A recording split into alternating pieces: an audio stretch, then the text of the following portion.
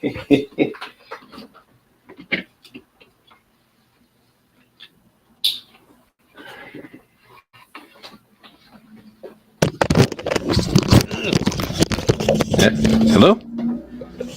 What? You guys here? My bad, my bad. I forgot to hard connect my internet connection. Like, why is this thing playing so slow? All right. So we're back for another show. And we are the Lucent Troupe. I am G-Flux the Great, G-Flux the Grand, G-Flux the Magnificent. And we'll begin with the other introductions here. We'll start with you. Where's my pimp cane? I'll give you a solo level. What are you working on? Who are you and what are you working on? I'm the neighborhood cripple yelling at kids from the front porch, and I'm on the mask. What do you? Oh, so you're working on a mask? Yeah. What's the mask for? It looks pretty cool. I saw what I saw what movie was that? It looks kind of like the dude from Indiana Jones. It's the Temple of No, Doom. not Indiana Jones. I was watching a movie at work today because that's what I do at work these days is watch movies. Dang, I want to say Is it Ash and the Evil Dead? yeah, the guy the I knew it looked familiar, but I was like, I can't Evil place Ash it. The Evil and Ash. yeah, Evil Ash's mask, and I'm like, oh, so I decided to draw a mask. How's the comic coming along? It's good. Next week when they said I don't have to come in as often, I'm gonna go take pictures for some more pictures for the backgrounds. That's good. So, but yeah, Right. I do feel this mask is dope though. Yeah, it's looking good. So, is this going to be used for something, or you just sketching? I don't know yet, man. I'm just sketching right now, but it feels like it needed to be used to something. All right. Well, we'll move on to Mr. Carbon X. Who are you, and what are you working on? What program you're using? Tell us all the details. I'm Carbon. I'm right now making a character for this competition. It's like a very low poly. You got to make it within 24 triangles. And I am using Blender right now. So she's like a jester type character. Yeah. I'm not really that far with it, so. Yeah, it's a different type of challenge to low poly. Yeah, I gotta make it super low poly. But I've seen a lot of people do a lot of creative stuff, so I think it's a good exercise to do. Yeah. All right. Well, you got anything else you want to say before I move on to myself? Yeah, nobody cares. Not really. All right. Well, today I am working on a black Kryptonian character that I started years ago. But I'm going to start this YouTube essay channel here pretty soon. And this is one of the things I wanted to talk about was instead of turning Clark Kent black or having like a black version of Clark Kent, he's just named differently and he comes to Earth. I wanted to do like a black Kryptonian character. His name is his nickname is the Jet, but his real name is Aben or Aben Ray or Aben Rao, and they call him the Black Son of Krypton. And the idea is supposed to take place like 30,000 years before Krypton's destruction. So his story would be kind of like the Atlantis story for Krypton. You don't remember we had a conversation about black Kryptonians a little while back? I do not remember. Of course you don't. There's like a small island on the planet of Krypton where the black were. You already know that it's called Vathalo Iden. In fact, that's what my story kind of centers around. In his time, it's not Vathalo Island, it's Vathalo Continent. So there's gonna be like this major cataclysm that happens that turns that continent into an island, and the black Kryptonians sort of like they lose their standing in Kryptonian culture, and then the world that kind of results as an aftermath, they become the power, whatever, and Vathalos kind of come like second tier or whatever. But yeah, so I've been kind of messing around with this idea. I wrote like a little not a script, but like, yeah, I guess it'd be like a script for the or an essay that I'm going to read and then kind of do some rough illustrations for the concept or whatever. A couple other ideas I have too that I want to do for the essay channel, like redesigning Riva or redesigning the sequel trilogy characters altogether and actually making them interesting and compelling characters for Star Wars. But yeah, that's what I'm working on. The Black Sun of Krypton. I figure I'd change it up today, do something a little different.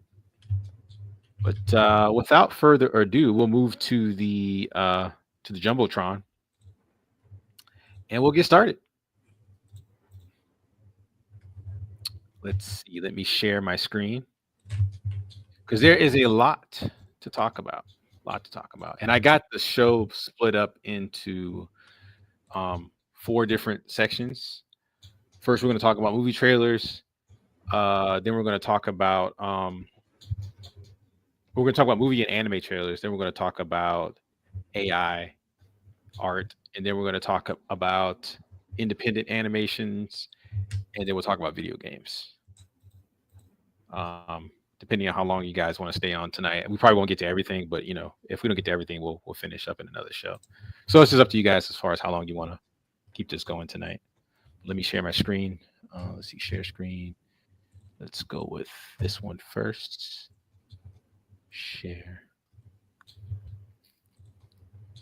All right, so the first thing we're going to look at is the teaser for the new Ghost in the Shell animation. I haven't seen this yet, but I did see like the little thumbnail, and what I like about it is that it looks closer to the art from Masamune Shiro's original manga.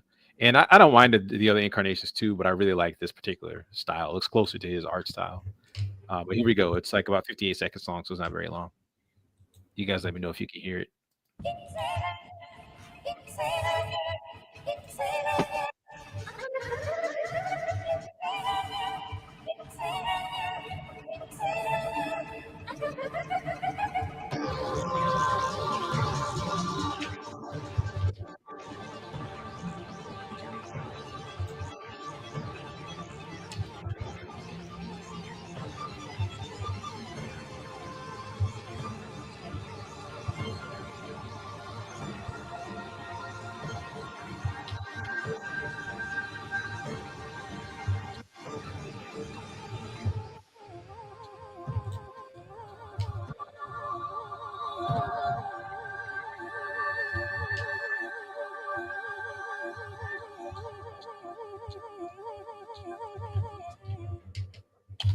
Okay, I'll just go ahead first. That teaser was lame. It didn't really show much of anything. It just showed you. It looks like some production art or some pre-production art for the anime, but not much. I thought we would see a little more. Is this going to be 2D? Is it going to be 3D? Do you guys have any information on this? You might have like an article or something we can read.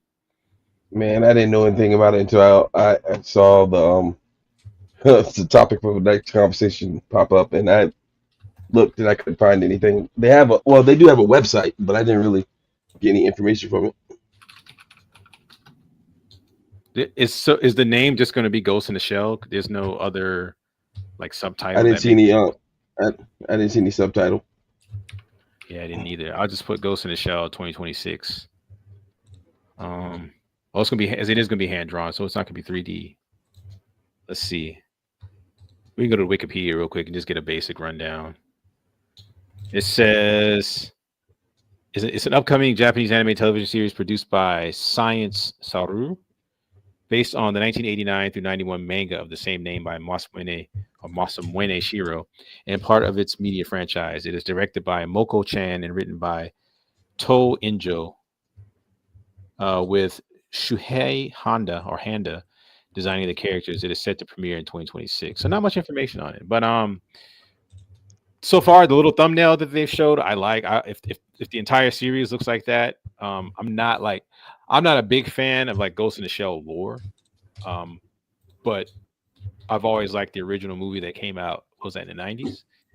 And but I never really cared for much for the series that came afterwards. But I've always I liked the original movie and I liked the manga. Like I love Masamu Inishiro's art, especially when he was doing the watercolor stuff. The CG stuff that he did later is still good too, but I really like the watercolor stuff. But matter of fact, we can give the audience a little bit of a taste of it. Here, let me. You remember when the Ghost of the Shell 2 was coming out and how good his black and white artwork was? You mean Ghost in the Shell 2? You remember when we were looking at the artwork for Ghost in the Shell 2 and it was like just the black and white stills and how good it was compared to some color work? No, I don't remember. I'm sorry, I don't remember. I don't remember. Sorry. You're the one that showed me it. That's the reason why I was like, wow, look at this. Well, how long ago was this? I mean, you talking about years ago? It was years ago. Yeah, I can't remember. Maybe it had more of an impression on you than it did on me because I mean, I've always been in awe by his work. So let's see. I'm gonna present here. Before we get too far, this mask is looking dope, isn't it? Yeah, I like it. It's looking real good. Let's see.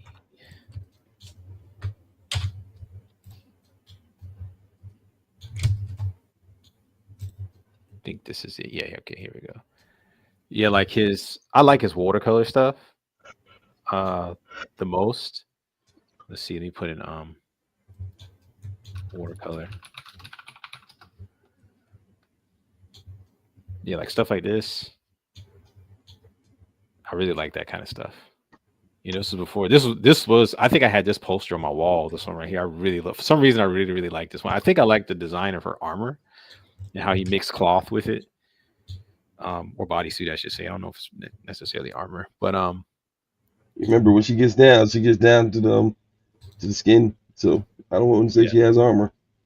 I like this. I think I had this one on my wall too. I just loved his art. I liked all the colors, how he blended the watercolors. I love this work, man. And again, like the later, this looks more like the digital stuff that he was doing. His digital stuff looked really good too. I just personally prefer the watercolor stuff. But I think he was one of the pioneers in kind of like the digital coloring in manga. And he kind of took it to some different heights, man. Because he merged, he still had like a watercolor feel to it. But stuff like this is just something about his form and the colors and stuff that he used that I've always loved. But I wasn't as big of a fan as the Ghost in the Shell series though. The movie is great, even though the movie didn't follow the aesthetic 100% to the manga. The movie is just amazing. But I know you're a big fan of the series, right, Carbon? Yeah. Standalone complex. Yeah. Well, there's a couple of them, aren't there? But I know standalone. Exactly, there is a couple, yes. Have you guys seen the live action movie? I've never seen the movie. It was hot garbage on toast. I just never really cared to watch it. There's no reason that thing need to be live action, so I'm like, no, I'm not watching that. Desecration. Yeah, there's some things you should just leave alone, man. You don't have to adapt to everything. Yeah, I totally agree. Yeah, I've always liked his work, man. So I'm not excited, but I'm interested. I'm interested to see what they're gonna do. Hopefully, they don't drop the ball. All right. Let me go back to the other. Can you present more than one screen? You are the technical director. What are you for that?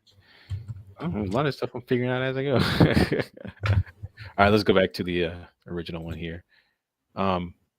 So next trailer we're going to watch. This was recommended by Carbon, and it's called, as soon as the damn title pops up, it's called The Beginning After the End. Do you want to tell us a little bit about this before we watch it? Because I don't know anything about this. Carbon. I don't know a whole lot of the story. All I know is the anime community is pretty mad about it. It just got like an anime. I didn't understand. You said the anime what? It just recently got an anime, and a lot of anime fans are mad at it because they didn't animate it that well. It's like a slideshow. Okay. So we're looking at this because of how bad it is. Yeah, and the trailer is bad, but it didn't get any better. Like they say it's just as bad. And I watched like one episode. Yeah, it's just as bad, as the trailer. Right, well, let's see. Let's let us be the judge of this. Ohio, Arthur. かつて数えきれない勝利を手にした私がただの無力な赤ん坊になるとはな。この世界には私の知らない力が存在している。早急に力を手にする必要がある。これを殺さなければ己が死ぬ。もっと早く。もっと早く。チビの朝、その力で何をする？大切な人を守りたい。私、この花大好き。こんな私が笑って出迎えてもらうなど。朝、逃げて。今の私には家族とありがとう、朝。愛してくれる仲間がいる。私は変われると信じたい。だって、なんとなくわかるから。未来を決めるのは自分自身だからね。さあ、出発だ。最強の王様、二度目の人生は何をする？ I don't know what the hell's going on. Well, just from a purely aesthetic, it's not great, but it's not horrible either. Like I don't get it. Like there wasn't anything like super dynamically animated, but there was clearly some things that were animated in there. I mean, they did a lot of panning and scanning, but a lot of anime does a lot of panning and scanning. So not for the trailer. That's true. Usually you want to show some kind of highlight of your best work in the trailer, even without revealing too much. But so I agree, yeah. But I don't know, it wasn't like terrible. I mean, you watched the first episode. What'd you think? It doesn't get any better. It's pretty rough. There's a lot of panning and scanning, and like yeah, the head, a lot the of head's panning there, and only the mouth is moving. Yeah. What was the budget on this? I have no clue. But the main thing is, all the fans are mad is, right? Like they came to him specifically, the manga creator, and they said Crunchyroll came to him, right? And they're like, we'll let you pick any studio you want, right?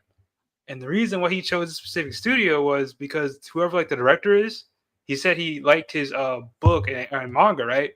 So he's like, I'm going to pick this guy because he likes my work. So he didn't. He didn't pick the best animation. He had the opportunity to pick some of the best anime studios that make animation, and he chose this one. So it didn't have to be even. It didn't. No, it didn't have to be this. He chose this. Yeah, let's. What would y'all, since we're on that subject, what would y'all say is the best animation studio? I don't know. I don't know enough people about make the Demon different Slayer animation studios. I would still say Madhouse is top up there. And yeah, Madhouse. I'm looking for the budget right now. I'm reading a little bit about what people are saying the controversy is. We're mad. Yeah, I can't find anything right away. But yeah, I mean, I wasn't like totally offended by it. But I don't know anything about the IP, so I'm not connected to the characters. Maybe people who really like the manga are like, what is this shit? But judging from the trailer, I haven't seen the first episode, but judging from the trailer, it's not like horrible. It's not like so terrible. Like it's just like, what the hell? Oh, damn. How do I go back to? Yeah, go back. Damn, man, it fucked my thing up. Damn. Man, that sucks. What happened? Well, I had all my videos in order. All I have to do is press forward. Now I don't know what comes next. Go to your Discord real quick to cover what comes after the beginning, after the end, as far as anime. Damn, that screwed me up. What anime? It was that. It was like the AI anime or whatever. Can you send the link in the back chat real quick? Yeah, that screwed me up. I shouldn't have done that. I should just moved forward.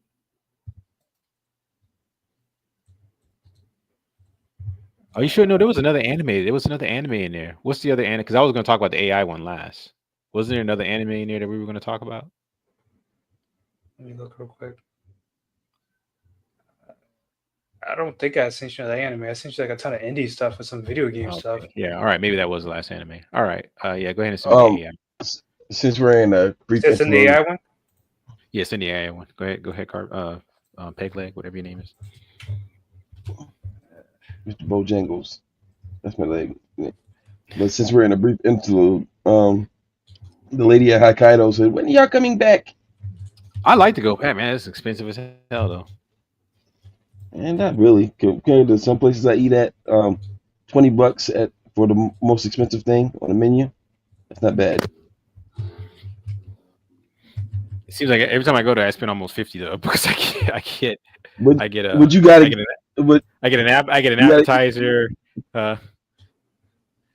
But yeah, you got to get multiple things, man. If you just get what the hell you want to eat and go, you're fine. I get a dessert. Gotta pay the tip. All right, so explain to us a little bit about what we're about to watch next, Carbon. All I know is anime made with some AI. I haven't seen this anime. All I know is that here it says 95% AI. I don't think it's 95%. I think that would be lying, but I know they use some anime or AI somewhere. But I remember they're bragging about it on their social media. All right. Well, this shit is like 4 minutes long, so let's take a look at what they're talking about here. Where's their pedaling? Hang on. There's a short that might explain it. Like a YouTube short you can watch instead. All right, we're seeing the character model sheets here.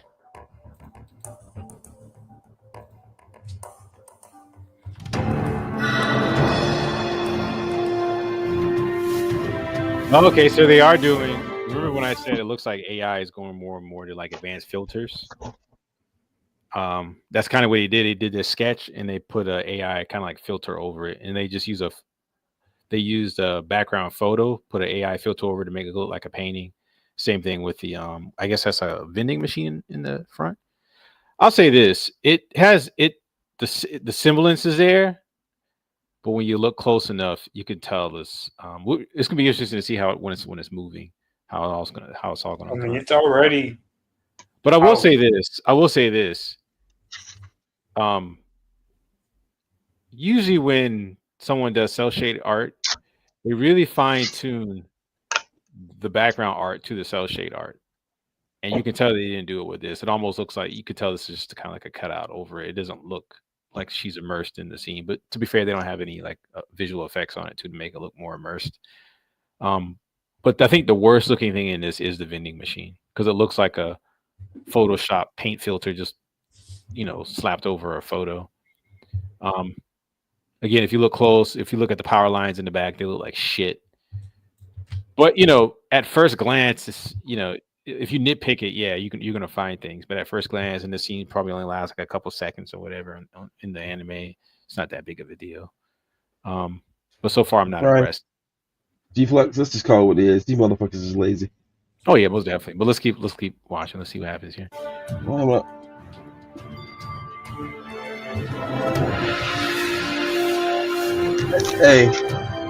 Hey, our next trip to Hokkaido, they get lazier. I'll make it a bet. Our next trip to Hokkaido on me, if they actually put effort in before the end of this trailer.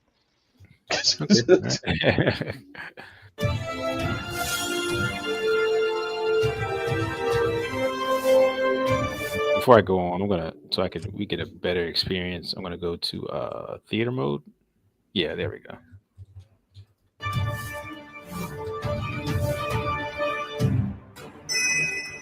All right, so was that 3D and they just laid some AI filter over to make it look 2D? Yeah, I'm pretty sure there's some 3D in here too. Yeah, I'm pretty sure. Yeah, because I can't read it, but that's what it looks like they did. Yes, it says 3D right there. Yeah, see, they did it. Yeah. I just didn't see that one part. So they animated it in 3D, and then, like I said before, this is where the AI art is going. Basically, just advanced filters. They put an advanced filter over to make it look like 2D.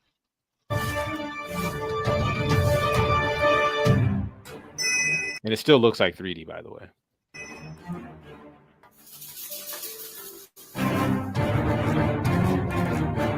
Right here, they animated it 2D, then put the AI filter over. Now I want you to look at this. It's not horrible, but it's still shit. Look at the expression on the hand drawn one, and then look at the expression on the AI filter. It does not match. The design of the eye doesn't match. The expression, just in general, just does not match. And then look at the hands. The front hand or her right hand on the AI one looks okay, but I don't know what's going on with that back hand. And to be fair, what's one of her face? That's what I'm and saying. Her mouth. Face completely off. It's She has terrible. Tremendous overbite. But sometimes the animated characters are drawn that way. The problem is it doesn't match with the line art.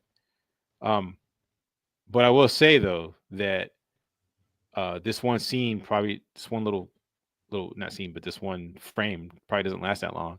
But here's the question: if you have a successive amount of or excessive frames that have anomalies, will that affect the overall look of the animation? Now, before when they were doing the 3D stuff, it didn't look that bad, but we'll see.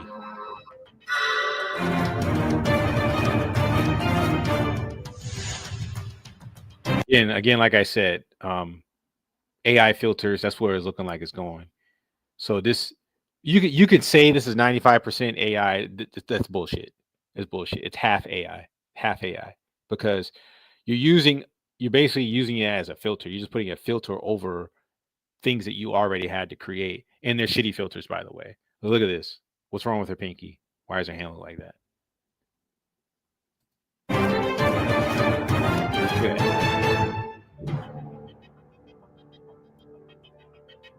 Twins Hinahima is an upcoming anime set to release in spring 2025, based on the twin TikTokers Himari and Hinana.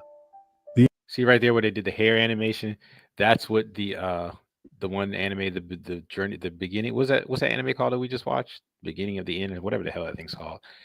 They should have put a money shot, like they put their money shot right there with the hair. That's probably the best looking thing I've seen so far that the AI has created. You know what I'm saying? For this supposedly 95% animated anime. But at least in the trailer they had one of the better looking shots. The anime is being promoted as the first to use AI for over 95% of its production. Total lie. It's not 95%. It's a lie. It's half. It's at least it's at the very most half. Produced by Frontier Works and Kaka Creation, the series follows two twin high school girls, Himari, the older sister with white hair, and Hinana, the younger sister with red hair, both aspiring to go viral online by creating TikTok dance videos and exploring trending ideas. Pause, please pause. Mm-hmm. Carbon, how do you choose your animation, man? No, don't. Yeah, don't. This isn't what I watch. It's just what I'm showing. For example, what are you talking about? He's showing you where the technology is going. That's all he's doing. He's not saying this is going to be. When good. And what point did I say I watched it? I literally said again. I didn't watch this. This is the AI. Right, I apologize. Don't jump the gun. Right. Yeah, exactly, bro. Journey takes an unexpected turn when they encounter mysterious anomalies that pull them into a bizarre new world. The anime utilizes AI technology in several key areas of production. Character designs are hand-drawn using Clip Studio Paint, while backgrounds are created by converting photographs into anime-style visuals with AI, then retouched by human artists. AI is also used in various parts of the animation process. This in particular is shit. This background is absolute shit. And I'm not saying that you can't get better results with AI, but this is garbage. That still looks like a photograph, particularly the tree in the foreground. And she's not immersed inside this scene at all. The lighting's off. You know what I'm saying? She's overly saturated, and the lighting is kind of coming from the bottom right. Whereas this is clearly the light should be in front of her. If that time of day and the way the light is positioned, and the background's too dark. Now maybe that might be a filter that the narrator has put over it and just made it look dark. But even still, if you look at how saturated her and the colors are her compared to the background, I'm not saying they should line up the saturation, but there should be a healthy balance. This is garbage, straight garbage. Process, although final adjustments are made by human animators to maintain quality. Special effects are processed using Adobe tools like Photoshop and After Effects. The creators have emphasized that AI is used as a supportive tool rather than a replacement for human creativity. Seems like the better results comes from using the AI filters over the 3D. Kaka Creation, a Tokyo-based company specializing in AI-assisted That animation looked really stiff, though, I have to say. Animation, has teamed up with the established production house Frontier Works for this project. Notable contributors include Makoto Tezuka, son of Osamu Tezuka, and Yoshikazu. Did y'all see that? Did y'all see that? Her hand go through her head. What the hell is that? This is what I'm talking about. This is what I'm talking about right here. Look at her leg. What the fuck is that, man? What is that? It's the AI demon. That's what that is. AI fucking demon. Her knee looks like mine. Cripple. That's what she looks like, a cripple. I should know. What is this? What is this? This is an insult. This is an insult to all of humanity. That's what this is. But I digress. Son of Osamu Tezuka, and Yoshikazu Yasuhiko, known for his work on Mobile Suit Gundam. Both have shared their perspectives on the role of AI in the creative process. Makoto Tezuka views AI as a complementary tool that enhances efficiency. No, it's a lazy tool. It's a lazy tool. That dude literally worked on Gundam, bro. No, guess what? Guess Worked on Gundam. Guess what? He's lazy. He's lazy. He's lazy and cheap. I'm not saying you can't use AI in anime, but at least do it well. So far, what we've seen is an abomination. That's what that is, an abomination. Not saying that someone can't take this AI and do some interesting and cool things with it. But so far, what I've said is true. Doing a full length, whatever, from 20 minutes down to a 2-hour movie, I think it's going to be very difficult to make this look good. Now, it might be true that by using the tools, you can get some good results so long as you have people who care about quality, and you could do something good, and it would take less time than if you would just do it the traditional methods or the traditional route. But I have yet to see that. Here's the question. I have yet to see that. I've seen memes, and I've seen shitty attempts, and so far, here's the question. Attempt. Are average people going to accept watching this, right? If people are okay with it, you know what the state of like how the anime is, right? You know how they be treating those freaking workers.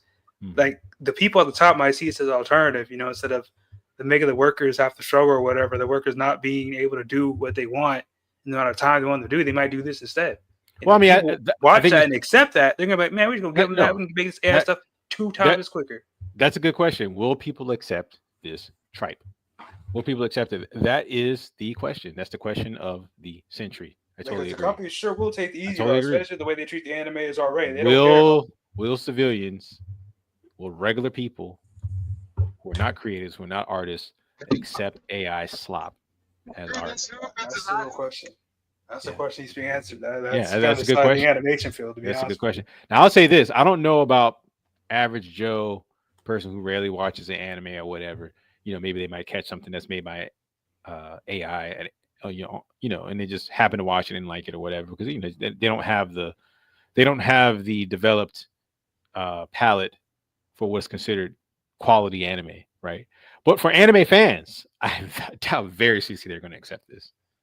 I doubt very seriously, because this is garbage. If they're gonna complain about some of the 3D bullshit that you see in anime, they're definitely going to complain about this. No, but they still watch it though.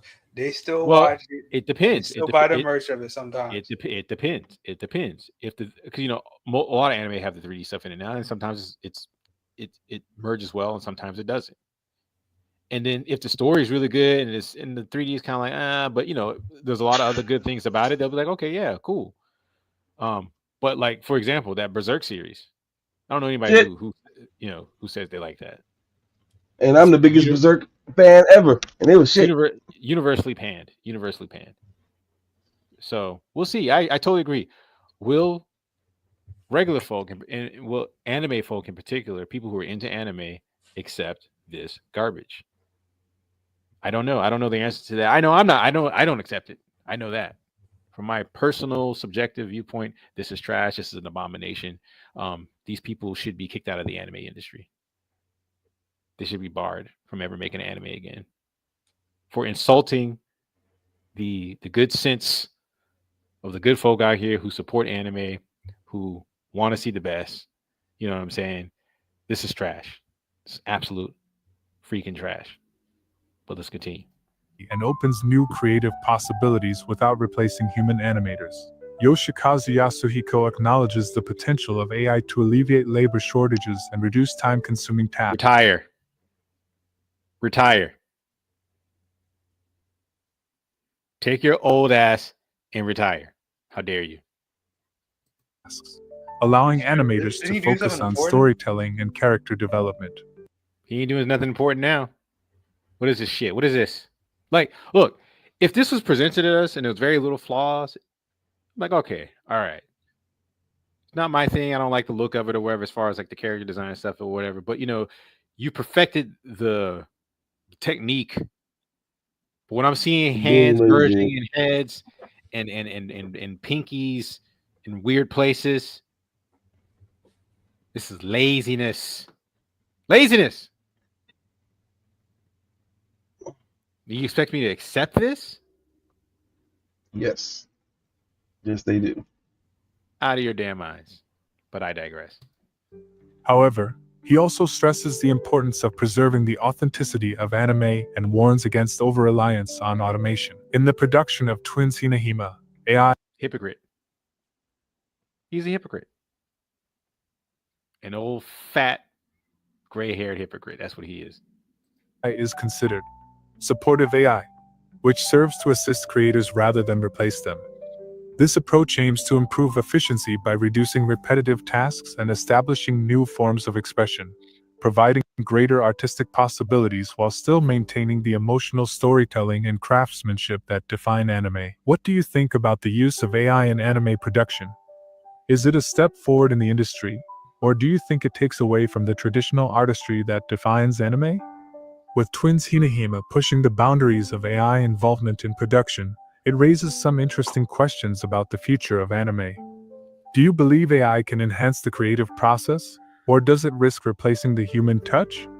How do you feel about the combination of traditional hand-drawn animation with AI-assisted techniques? Let us know your thoughts in the comments. Thanks for watching the video. You lazy sons of bitches. All right, I've waxed on about my disdain for this an abomination. What do you guys think? You lazy sons of bitches. I mean, it's only going to make it harder and harder. It's like I was saying, what another podcast, I mean, this gives less jobs. I mean, if they have like a hiring shortage. There's plenty of artists to hire. I'm not gonna lie, there's plenty of artists to hire, you know, that could take the place of this AI that they're trying to use for the supposed shortage they're happening. It's that they treat these animators so bad to the point they don't want to work this. They're paying the minimum wage to basically slave away to work 80 hours a week. And I'm like, of course they don't want to work that. You know, that's just insane. They don't pay them a good paycheck. Like at this point, they're doing animation just because they love it. It's not because the paycheck or any other reason they have to do it. It's simply because they love making art. They don't. There's no other aspect about this that they can enjoy it the way they treat me, especially in Japan. It's an abomination.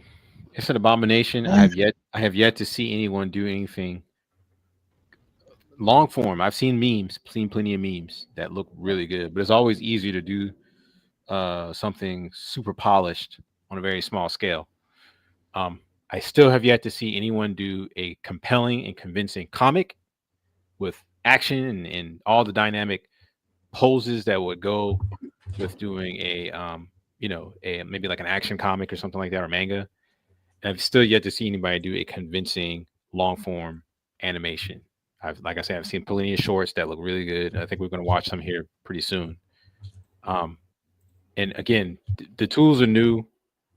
I think people are still kind of working things out. So I think we'll eventually get something.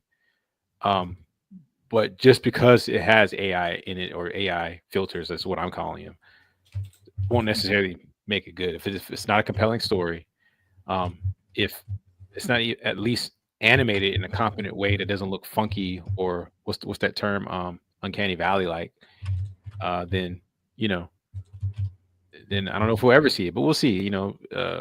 Like I said before, we won't really know if this AI thing has peaked until we see like version 7 of these particular types of AI companies like OpenAI or whatever. I think right now they're like version 4 or 5. We'll know if it's peaked if version 7 comes out and it pretty much does the same thing as the other versions. And right now, we know a lot of these companies are losing money. They're not profitable because they haven't made any real tools, or they haven't made enough real tools. They have some real tools. I think in the scientific research sector, I think there's some good things happening. But with the amount of billions that we pumped into this, why? So we can make more interesting and polished looking memes. So far I just haven't seen the use case that's compelling enough to justify the amount of money that we're pumping into this. That's just me. The lazy sons of bitches. With that, we'll move on to the AI section of the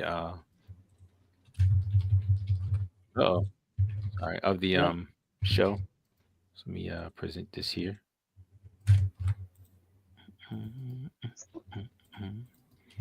Now, you lazy son. Part of the show. This was another thing recommended by, or topic recommended by Carbon, and it's about the artist Ross Strauss. I know a little bit about him, but not a whole lot. Now, this thing is like an hour and 50-something minutes long. We're going to skip ahead to like the 52-minute mark where my girl Kat,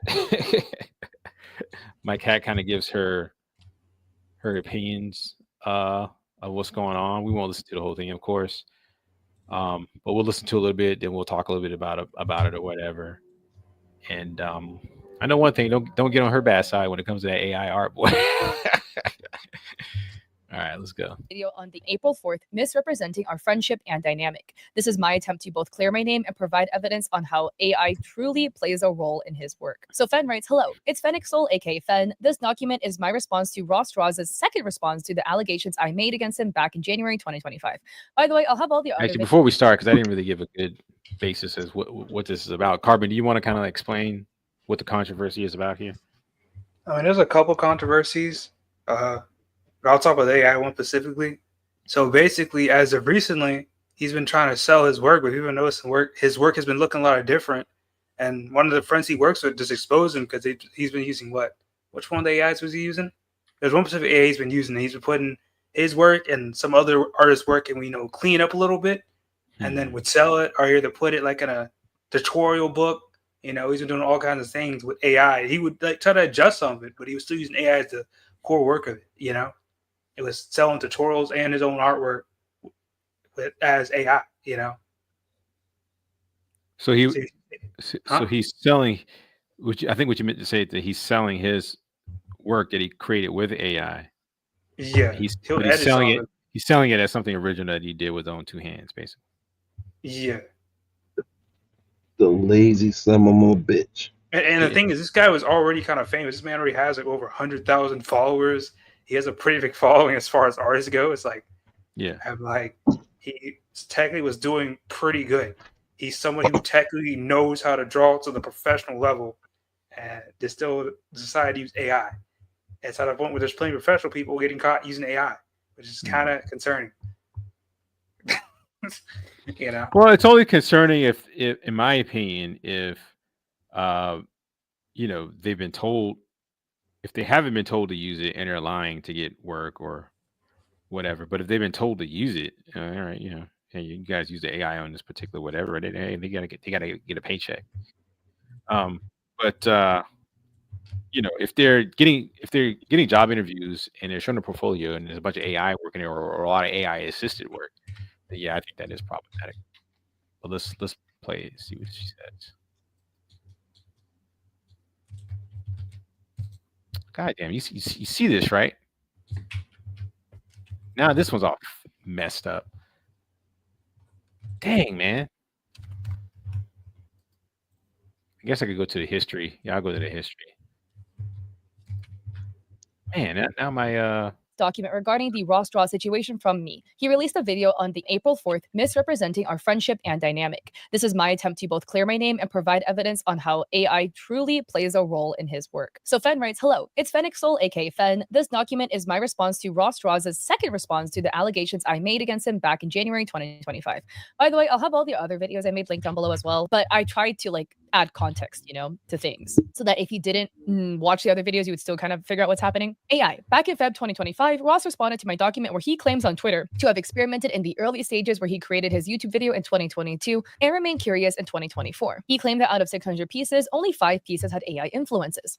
A thing that needs to be pointed out is that his first statement was only posted on Twitter and Blue Sky, the 2 platforms with the least engagement and visibility for his account. Ross also claims in the statement that he does not understand enough about the conversations around AI, but there is clear evidence that proves this to not be true. He asked me personally, but also had conversations about AI with close friends, including Beazle. These DMs have already been leaked and clearly show a timeline that proves he knew the negative aspects of AI in 2022, and that context was provided to Ross all the way through 2024.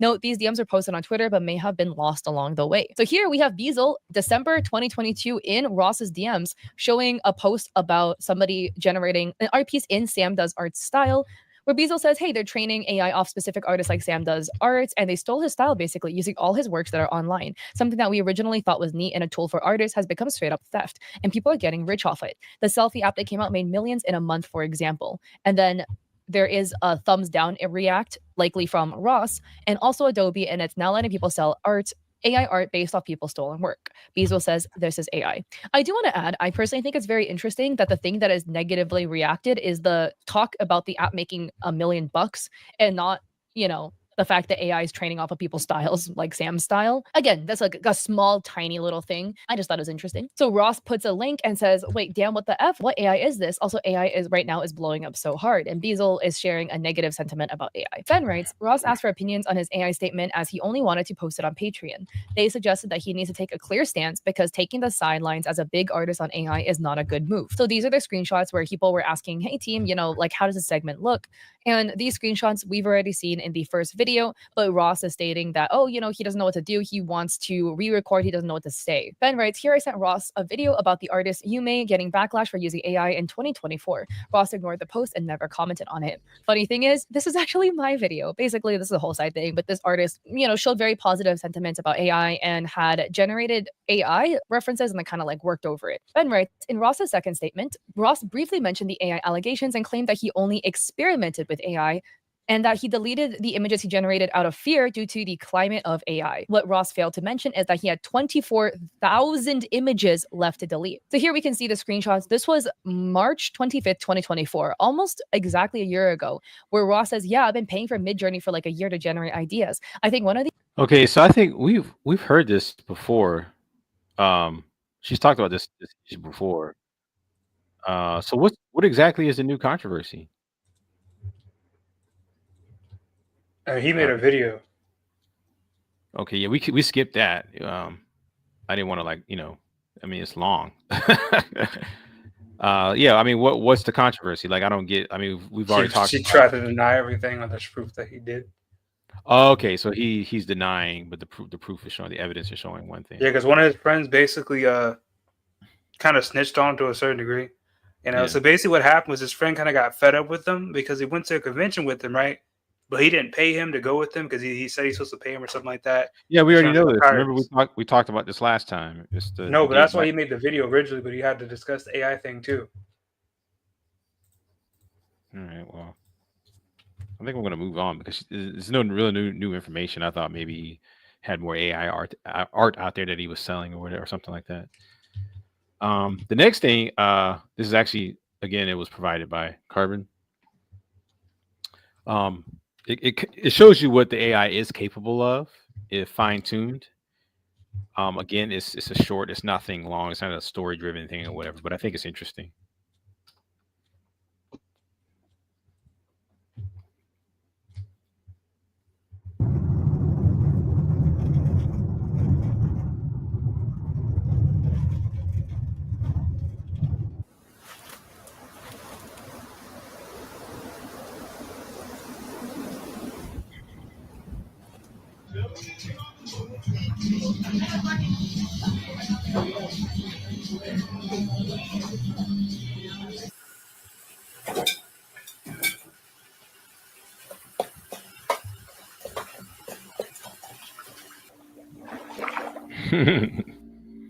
Okay, again, it goes back to what I was saying before. I think that, I think what we're going to see from this is AI filters are getting really, really good.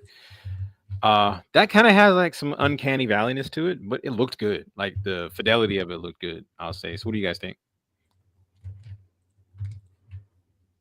I mean, it's definitely starting to look a lot better for sure. I'm about to say. I mean, you can still tell it's AI, but I mean, it's crisp. Like it doesn't. There's no anomalies in it. It looks good. Like everything's clean. So as far as making shorts, just make content YouTube shorts. It's gonna be a lot harder to do that now. You don't have a choice but to make long form content as an artist now. Like if you were doing short form content, I mean, it's gonna be hard to compete against AI. If it didn't look that good, it's good enough to keep somebody's attention, and that's what matters as far as algorithms go, right? It's getting good enough to keep your. What type of short form content are you talking about? Just like animation? Just any form of short form animation. There used to be a point in time, at least I would say about 10 years ago, people just make short animations of anything, Well, you said any just content. Trying to get that. See, if that was your main form of content, right? Where you just make shorts, right? Well, what kind of shorts? Less than a minute. What kind of shorts? Because in my opinion, if you're just kind of commentating on something and you've always shown your face, why would you then go use AI? Where you could just turn the camera on and film yourself talking about something. But if you're making like animated content, I can kind of see what you mean by that. That's what I know about that. You're making animated shorts. Okay, all right. Yeah, this is one of the better examples I've seen of how far you can take it, where I don't see any anomalies and it looks good. I mean, it's a little bit of uncanny valley, but good, not that bad. Before we move forward, there is one trailer that I forgot to look at for the TV and anime section. We'll look that up real quick, and we'll move on to what's the next section after this? I think it's the it kind of ties in. It's the next section will be the independent animation. But before we do independent animation, let's look at this new Fantastic Four trailer. I actually have not seen it. I've seen the clips of the new Silver Surfer, but I haven't actually seen the trailer yet. So let's see. Fantastic Four trailer.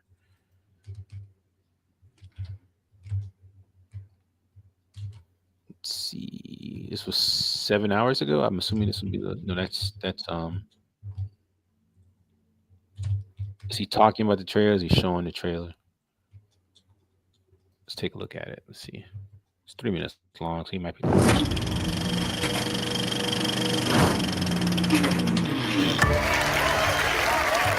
Now, folks, we all know the story.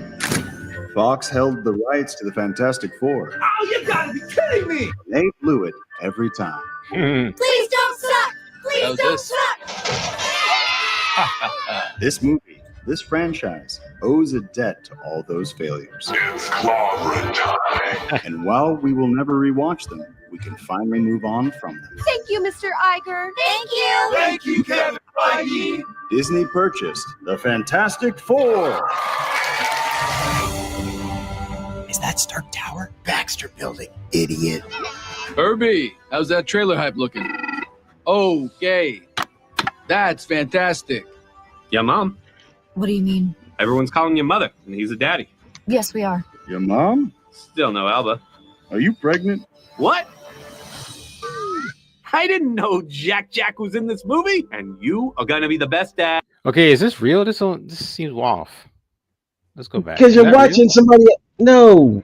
Yeah, I don't think so. That's real. Like, why would they cut other stuff? And let's go to the official trailer here. Well, folks, we all know the story. 4 brave astronauts head up into space. At first, I thought they were doing like a self-deprecating thing, like they were like how they were doing in Wolverine. Deadpool. Yeah, Deadpool Wolverine. Like, okay, I see where they're going, but no, that's someone's parody. Okay. And come back forever changed. This car? Our city, our planet, owe a debt to these intrepid souls. And while we can never repay them, we can certainly celebrate them. Thank you, Fantastic Four. Thank you. Thank you, Fantastic Four! Please welcome the Fantastic Four.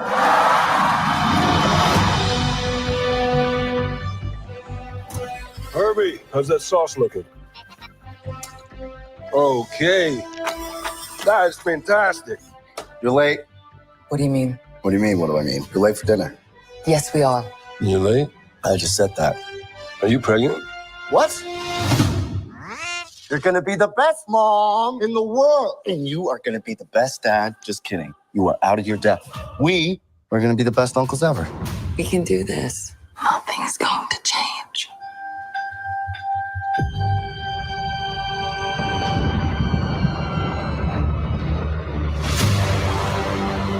Are you the protectors of this world?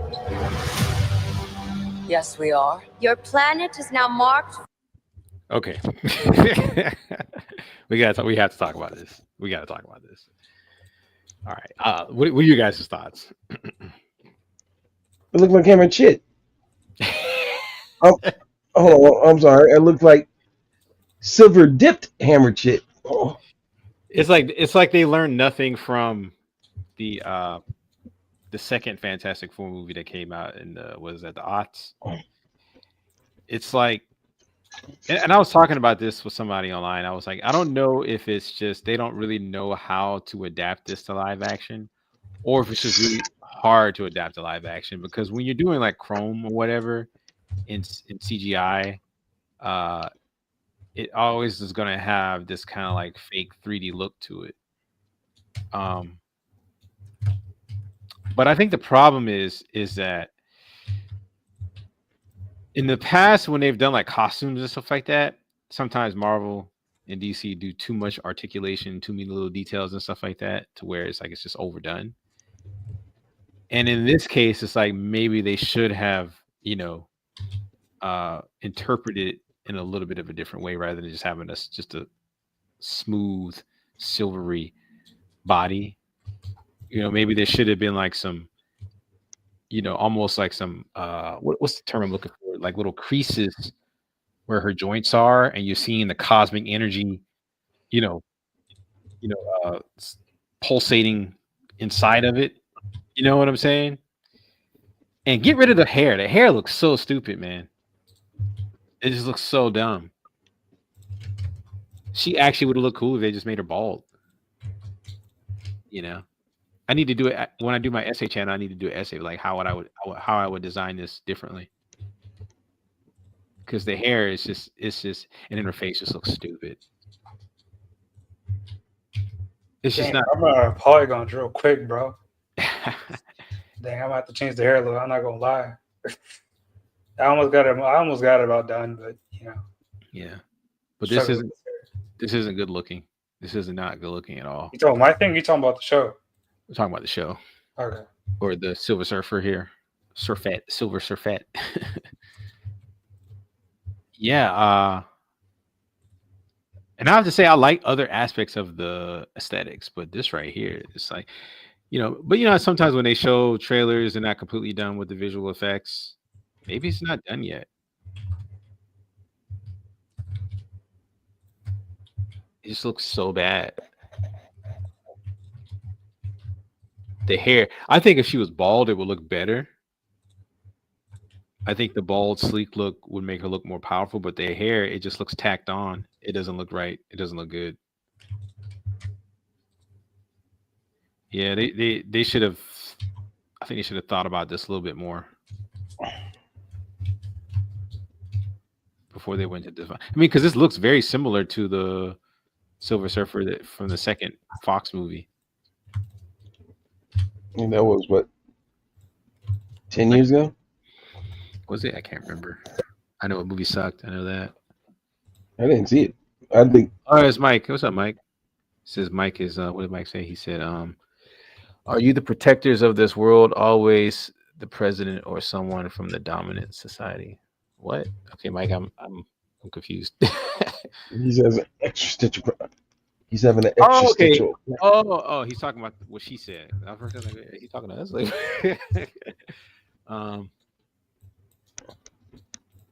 yeah. Oh, I see what you're saying. Always the president or someone else from the dominant society. Well, that's why they're the dominant society, Mike.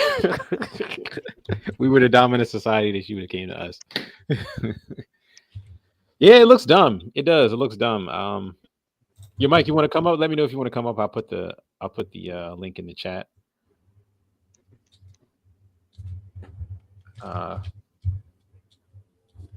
Yeah. I figured that's what you were talking about. Silver Surfer chick. Yeah, I think they should have went the bald right route, and I would have done something a little different with the body. Because I remember we were looking her up. I think she strikes a good pose, like as far as her look. So I think she could have worked as the Silver Surfer. It's just I don't know who did the art direction for her, but it's just not. It's off. It doesn't look good. It does not look good at all. All right. Any other comments on this? I guess we can keep looks playing. Like shit. Yeah, let's keep looks playing. like shit. Kid, you heard that? Looks like shit.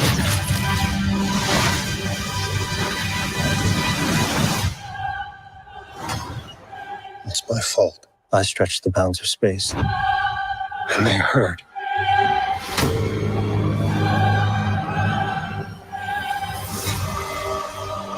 Are we safe? I don't know.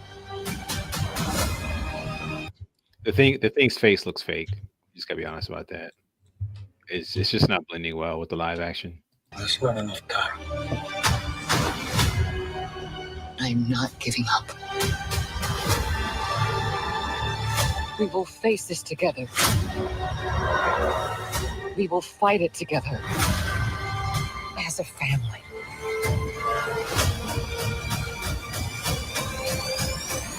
You notice how like Pedro Pascal hasn't said a word in this trailer? Okay, yeah, I'll send you the link real quick, Mike. He's been in everything over the last couple of years. Yeah, but it's almost like great. It's almost like Sue Stormer's kind of taking the lead, and but he hasn't said one word in this trailer the entire time. The smartest man in the world hasn't said one word. Might be the smartest simp in the world. Let's see.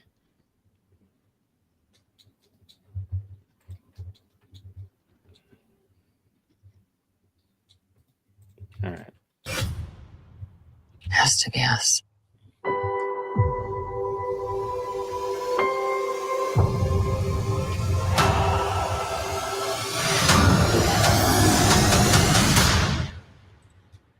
We will protect you.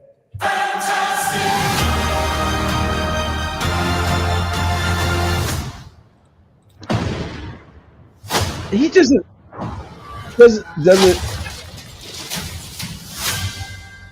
I'll say this: I like the operatic tone of the Fantastic Four. It's kind of a throwback to like old Hollywood. I like that, and it has like a retro feel to it.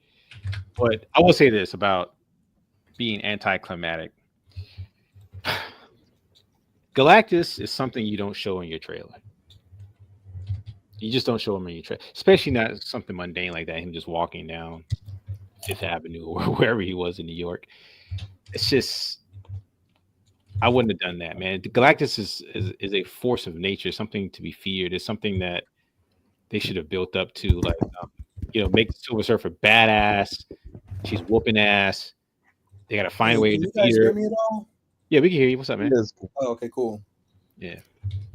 But the way they did Galactus right there, it's just very anticlimactic. And to be fair, I'm totally judging by the trailer. Maybe the movie's going to be great, but I am not impressed with what I've seen so far. Yeah, I'm not impressed, but additionally, I just wanted to comment on the whole dominant society thing. Okay, so you go to them to ask them, are you the protectors of this planet or Earth or whatever? Well, I mean, no, they're the protectors of themselves. If you really look at their actions, they've really kind of run amok, like in the Earth. Like they kind of. Wait, are you talking about reality, or are you talking about the superhero? I'm talking about reality because, but I'm talking about reality because okay, so like Stephen King says, the closer that you can make something to reality when you're writing a story, the better it is. right? Yeah, but superheroes. Oh no, hold on. Let me finish what I'm saying. So for her to come here, for her to go directly to them and ask, "Are you the protectors of this Earth?" Well, they're not. You know, like if anything, they've destroyed a fair amount of the Earth, like through the industries and in various other ways, and destroyed entire ethnic groups. They're the protectors of themselves. Possibly they might be the protector of the Earth if there's a big enough threat. However, you know, with regard to aliens and all, you know, and all this other stuff, in almost every instance we see when aliens come to this planet, they're kind of like stronger. So I don't know. I don't know. And again, maybe I'm just thinking about it. Are you talking about reality, or are you talking about? Yeah, I'm talking about reality. But then again, like I said, it's you think aliens? Wait. So you think aliens have come here in reality? Is that I'm a little confused. I mean, I don't know if aliens can come here in reality or not. But what I'm trying to say is whenever we've seen aliens come here, like in movies and television shows and stuff, they're generally really strong, right? So it's like, again, you know, like I don't know how much. Yeah, I'm not following. You don't think? I think I follow a little bit, but like, okay, Mike, you don't think there's just a little bit of black fragility? It's not black fragility. It's like, yo, like tell a story that's like. It's their story. It's their story. Of course, they're going to be and that's what I'm trying to say. That's fine. You know what I'm trying to say? That's fine. That's cool. But like, tell it like I don't know. Like, it'd be cool if you just told a better story that was like a little bit more grounded. Everybody's always talking about, man, why don't you tell a story that's a little bit more grounded? We want more like grounded characters. Well, kind of like, I don't know, ground your story a little bit. Yeah, you can still be the hero of it, right? No one's saying you shouldn't be the hero of the stories that you write, right? That's not what I'm trying to say. But can you ground it? I mean, it's escape. It's an escapism movie. It's the superhero movie. It's about heroes. It's about classic heroes from like the 60s. When the Fantastic Four come out, the 60s.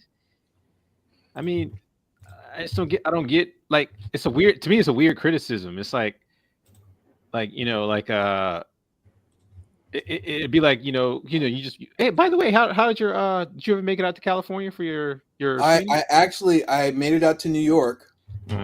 I have like a lot of the New York one, yeah. Yeah, like that actually went well. I'm actually created like a series about it. Yeah. I'm gonna be putting out on YouTube or whatever. But oh hell yeah, I definitely want to see that. Yeah, but like California, I actually went ahead and pushed that one back because I wanted to focus on getting the app out. I'm gonna be I'm gonna be announcing the app here probably toward the end of next week.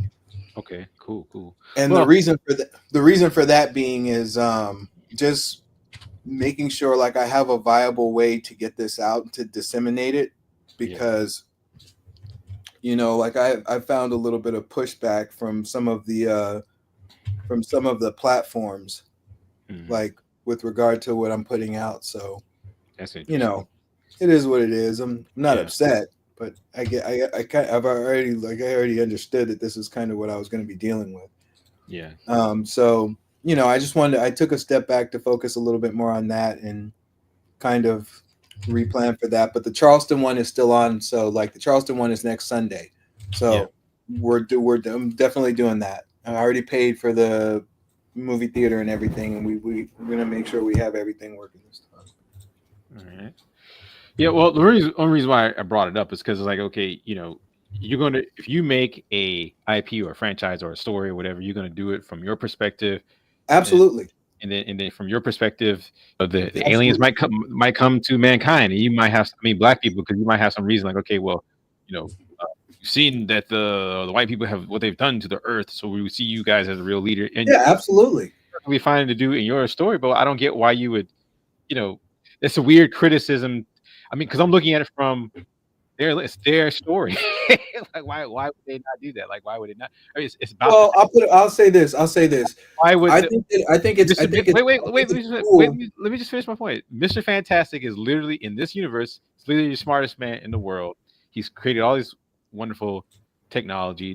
Seems like they're probably the only force in this particular world that's going to be able to stop somebody like Galactus, why would she not come to them? Well, I mean, don't they exist in the same universe No. as the Avengers? And No. No, it looks like this is taking place. That's why it looks so retro looking. Looks like this is taking place in another universe, and then maybe when they do Secret Wars, they'll kind of merge the universes. Well, together. but then even if that's the case, doesn't Mike, Captain America would be Mike. Once I disagree with everything you're saying. It is a fantasy movie based on comic books. Take it easy. I get it. You're overreacting, bro. I get it. I'm not trying to say that they shouldn't. What I'm trying to say is it doesn't seem grounded in reality. It's not. They got a big orange rock man. I know that. DC or Marvel not grounded. I know that. But here's the thing. You know how? Okay, so would you argue that Avengers is grounded in reality? No, it's not. No, right. You would. The big purple man that shows up and with absolutely. Would you argue? Hold on. And would you argue that Black Panther is grounded in reality? No. Well, okay. I sort of disagree. I disagree, but I disagree. But I disagree with that. I disagree. Grounded in reality. But I disagree with that. It's not grounded in reality. Wait, no, I disagree. Okay, no, because I disagree. Now I got you where I want you. Because now I'm going to tell you how I feel. Disagree, though. I disagree. Well, hold on, wait a second. Wait. You asked the question to the whole audience. You can't say we all agree. I don't agree with Carbon. Okay, all right, go ahead. Because when it comes to Black Panther and when it comes to, I would say something like Captain America, I think those stories are a little bit more grounded. Mm-hmm. So I think they're closer to street level. You know what I'm saying? Captain America more so Black Panther, but I think there's some points being brought up in the Black Panther movie that I think could be like, okay, you could look at this as I see why he thinks that way. It's a grounded way of thinking about reality. Same thing with Captain America. It was to the point in Captain America where they were criticizing the World War II generation, which I have never seen done in the movie before. I've never seen that done in the movie before. All right, no, sounds good. So espionage and all that stuff. So I think those are way more grounded than something like Avengers. Yeah. Right. No, I understand where you're coming from, but you're only accentuating my point. So why are we giving this other piece of Marvel like because it's a different propaganda? type. Why are we giving this a pass whereas the other ones were like, well, I don't know, man. When I think about Killmonger and I think about like T'Challa, I don't know. That's kind of yeah. We can make that. We can if I took Carbon's position and I said, well, I don't know, man. It's all comic books and it's all well. Okay, that's fine. But if that's the case, then let's make it one way all the way around. All right, and let's not talk about but it's not one way all the way around. Black Panther is grounded in reality in this. And you know what? Killmonger is right. Guess what? If you're going to dismiss my argument, then you need to go ahead and dismiss that argument as well. But that's not what I said. I said, well, I'm not talking necessarily to you right now as much as I'm talking to Carbon. If you're going to dismiss my argument about, hey, man, grounded in reality a little bit more, so that it's like more, Carbon understandable. But let's be clear, though. Carbon agrees. He agrees that it's all not based in. He thinks all the super. That's I don't. Yeah, I'm the one who's saying that if you look at something like Black Panther and really more so Captain America, but I would say Black Panther to a certain extent. That's a little bit more grounded. That's a little bit closer to reality as far as the greatness of the world. So then, Brian, why are we giving Fantastic Four a pass? I'm not giving it a pass. I see it as a different type of media. Like for instance, it's not, right? It's all propaganda. I mean, yeah, propaganda. Hey. Wait. He's talking to me. Let me finish my point. Hold on.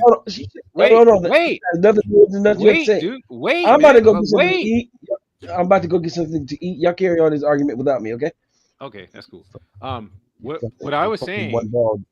What I'm saying is that that if someone presents to me a piece of media and they say, hey, this is fantasy, right?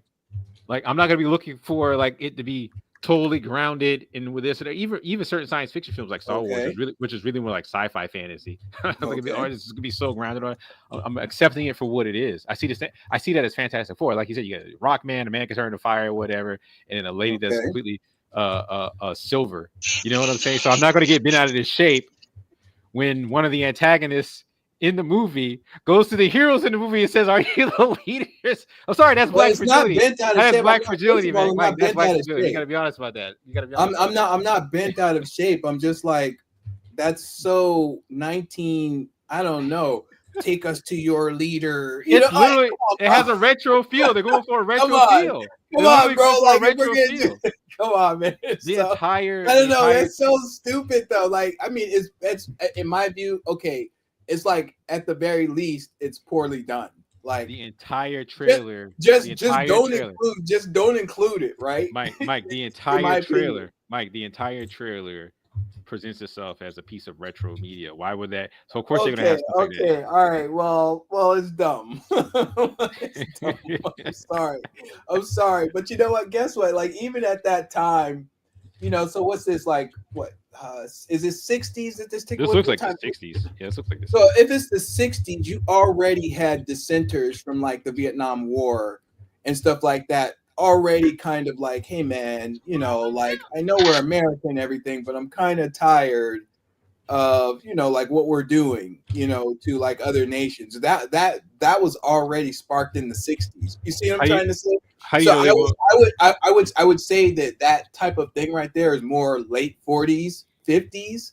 If you're gonna take us to the Martians land, take us to your leader. Like, come on, bro. Come on. Yeah, but I mean, in the it wasn't just the 40s, it was also the 50s. Yeah, I said the 50s. I said late 40s and 50s. Yeah, that's what I'm saying. So I mean, but there were still movies made that were trying to mimic that era, just like especially in the 80s, not so much as much as in the 60s. I guess the point I'm trying to make is I don't know, it's just kind of it's a weird criticism. I think it's not a weird criticism. It's if we're giving it a pass because it seems like we're giving it a pass based on the fact that it's a period film. But if it's taking place in the 60s, you already had dissenters at that point. Yeah, but that's not how they're presenting it. They're not presenting it from a 1960s. Well, they are presenting it though from it because you're not letting me finish with my point, Mike. You're not letting me. If you let me finish my point, you will see what I'm saying. They're not presenting it from a 1960s hippie counterculture perspective. They're presenting it from a nuclear family, white middle class perspective. So yeah, they would have that in there. That's what I'm saying. I think you're letting your black fragility cloud. It's not black fragility. Total black fragility. It's total black fragility. It's not black fragility. You're doing what I've heard. Not all, but I've heard what some white people do to the new Sinners movie, where they just couldn't get past the fact that racism was in the movie. So you have to bring that up. Does every movie have to bring that up? That's what you're doing. Oh, it's not what I'm doing. Exactly what you're doing. It's like I said, you can't accept it for what it is. I have criticisms of the movie. No. It's not some like black fragility stuff. It's like why does Silver Surfer look like shit? It has nothing to do with racism. Like, what are you talking about? You're not going to get away with that, Brian. You're saying because they're presenting it from just the position of the wholesome nuclear family position that we should give it a pass. And I'm like, well, there were more things going on in the 60s, Brian. We don't even know, bro. Like, we don't even know that kind of movie. Mike, we don't even know. It's not black fragility. It's not black fragility. That's what I'm trying to say. It's not a realistic take on the 60s. We can't. That's my problem. If we're talking about the 40s or 50s, okay, fine. But by the time the 60s came, you had even white people like, well, dissenting. So if you're going to do it in an intelligent way, no. If you're going to do it in an intelligent way, then you need to cover both sides of the argument. Well, so again, back to my point, why are we giving them a pass, but then we're not giving I'm not giving them a pass because I don't understand what you dude, whatever, man. It's not a weird criticism because if it's taking Mike, are you going to Mike, movie, man? What are you talking about? Mike, that's what's going on. All right, whatever, Mike, dude. Mike. Hey, not black. Hey, with that, hey, Mike. Hey, and with that, y'all have a good night. Because Mike, I thought Carbon was depressing. Man, you came in just. No, Demetrius. Yeah, you want to talk about me? Look at him. We still got. You can't talk. You know, we gonna talk about him. We got some video games. We got some video games and some independent animation. Someone stuff. you trying to talk about all right, this. so But I I just already know, just man. want in order to like let you guys continue on, I'll bounce. Dang, But like, dude. come on, bro. Like, that, Mike, like, Mike, it's not a realistic Mike. depiction of the 60s. Nobody's going to bounce. realistic things. But I man. think Boy, it's dude. all right. Mike, let me see. Mike, the movie has a man, Not no a documentary or anything. 40-story man in orange, I'm sorry, and purple armor. Absolutely. They have Great. It's and they all have, hold on. And then they have a rocket man running through walls. great. Let it go, man. Everything. He's Let's an treat orange man. everything. Let's treat everything like fantasy. Then, if that's the case, Can I at least, let's Mike, treat we at least, even Black Panther and all the other stuff that people make social commentary on. Let's just the treat goal of that all movie of was it. Let's different than the treat goal of this all movie. of it Right. as I fantasy. gotta mute you guys. Some movies have. I'm never gonna get a chance to get look. It's real simple, Mike. People are already talking about the social commentary based on this. They're already saying there's gonna be gender stuff in here. So we don't know yet. No, we haven't seen the movie yet. That's why I say this is Black fragility. You haven't even seen the movie. At least watch the movie, or they might even touch on the Vietnam thing since it takes place in that time. What I'm saying is the trailer is being presented as a retro type of thing, and I think it is Black fragility to interpret it in that way. I'm sorry, I do, but I'll let you respond. Go ahead.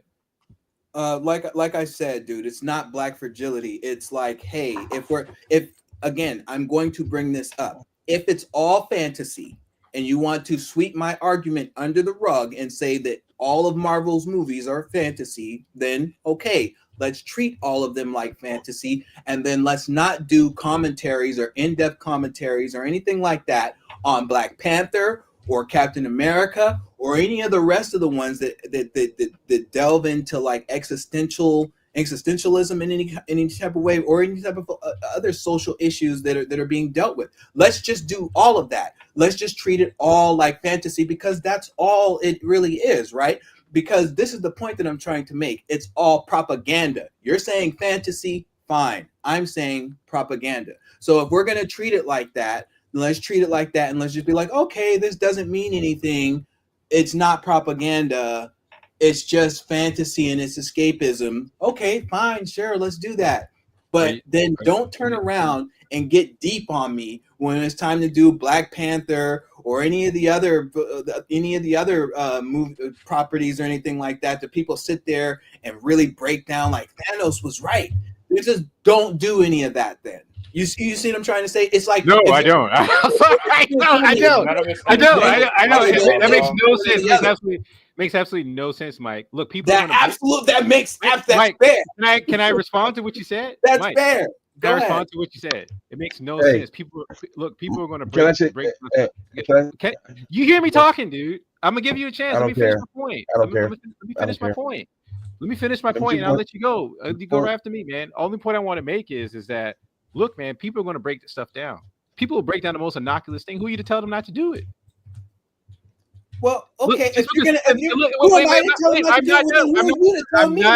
Mike, I'm not done. You can't then attack me. Mike. I'm not done. Why are you attacking me? Mike, I'm not done. I'm doing Black fragility when I'm just breaking it down from my point of view. I'm not attacking you. I'm not attacking you. Mike, I'm not attacking you. Mike, I'm not attacking you. You have a right. You have a right. You have a right to do it. Go ahead. I brought you up so you can talk about it.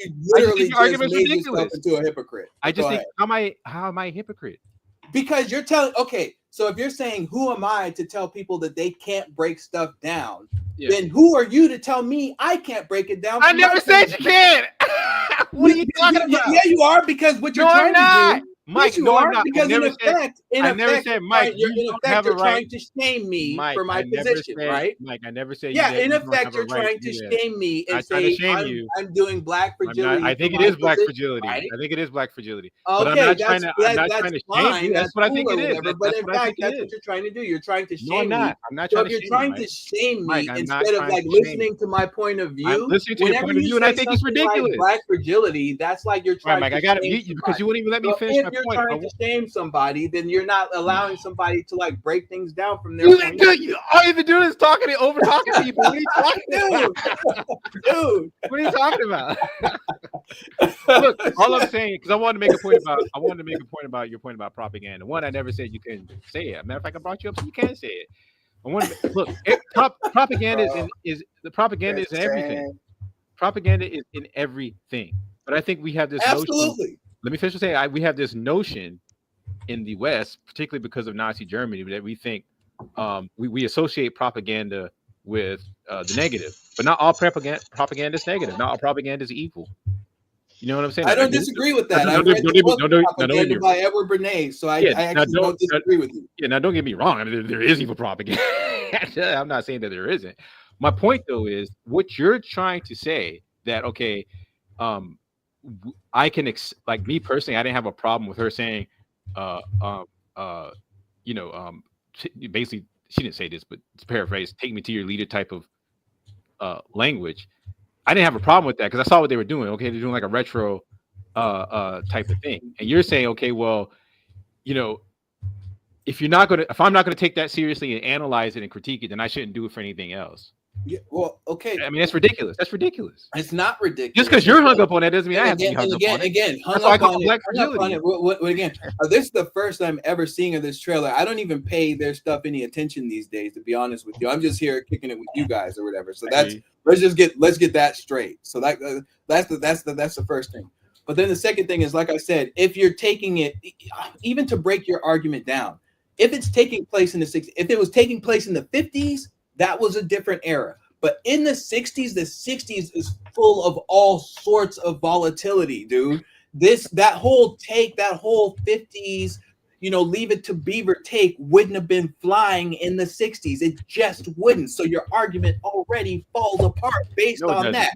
So yeah, it does. You know why? Can I explain why? If it's a period piece, can I explain why it doesn't? If you're gonna make a claim, can I at least go ahead? Back up my you point? Tried to explain it already, but it doesn't make sense. But go ahead. Why? Let me make it make sense for you. Go ahead. I mean, go ahead. Who was writing Fantastic Four in the 60s?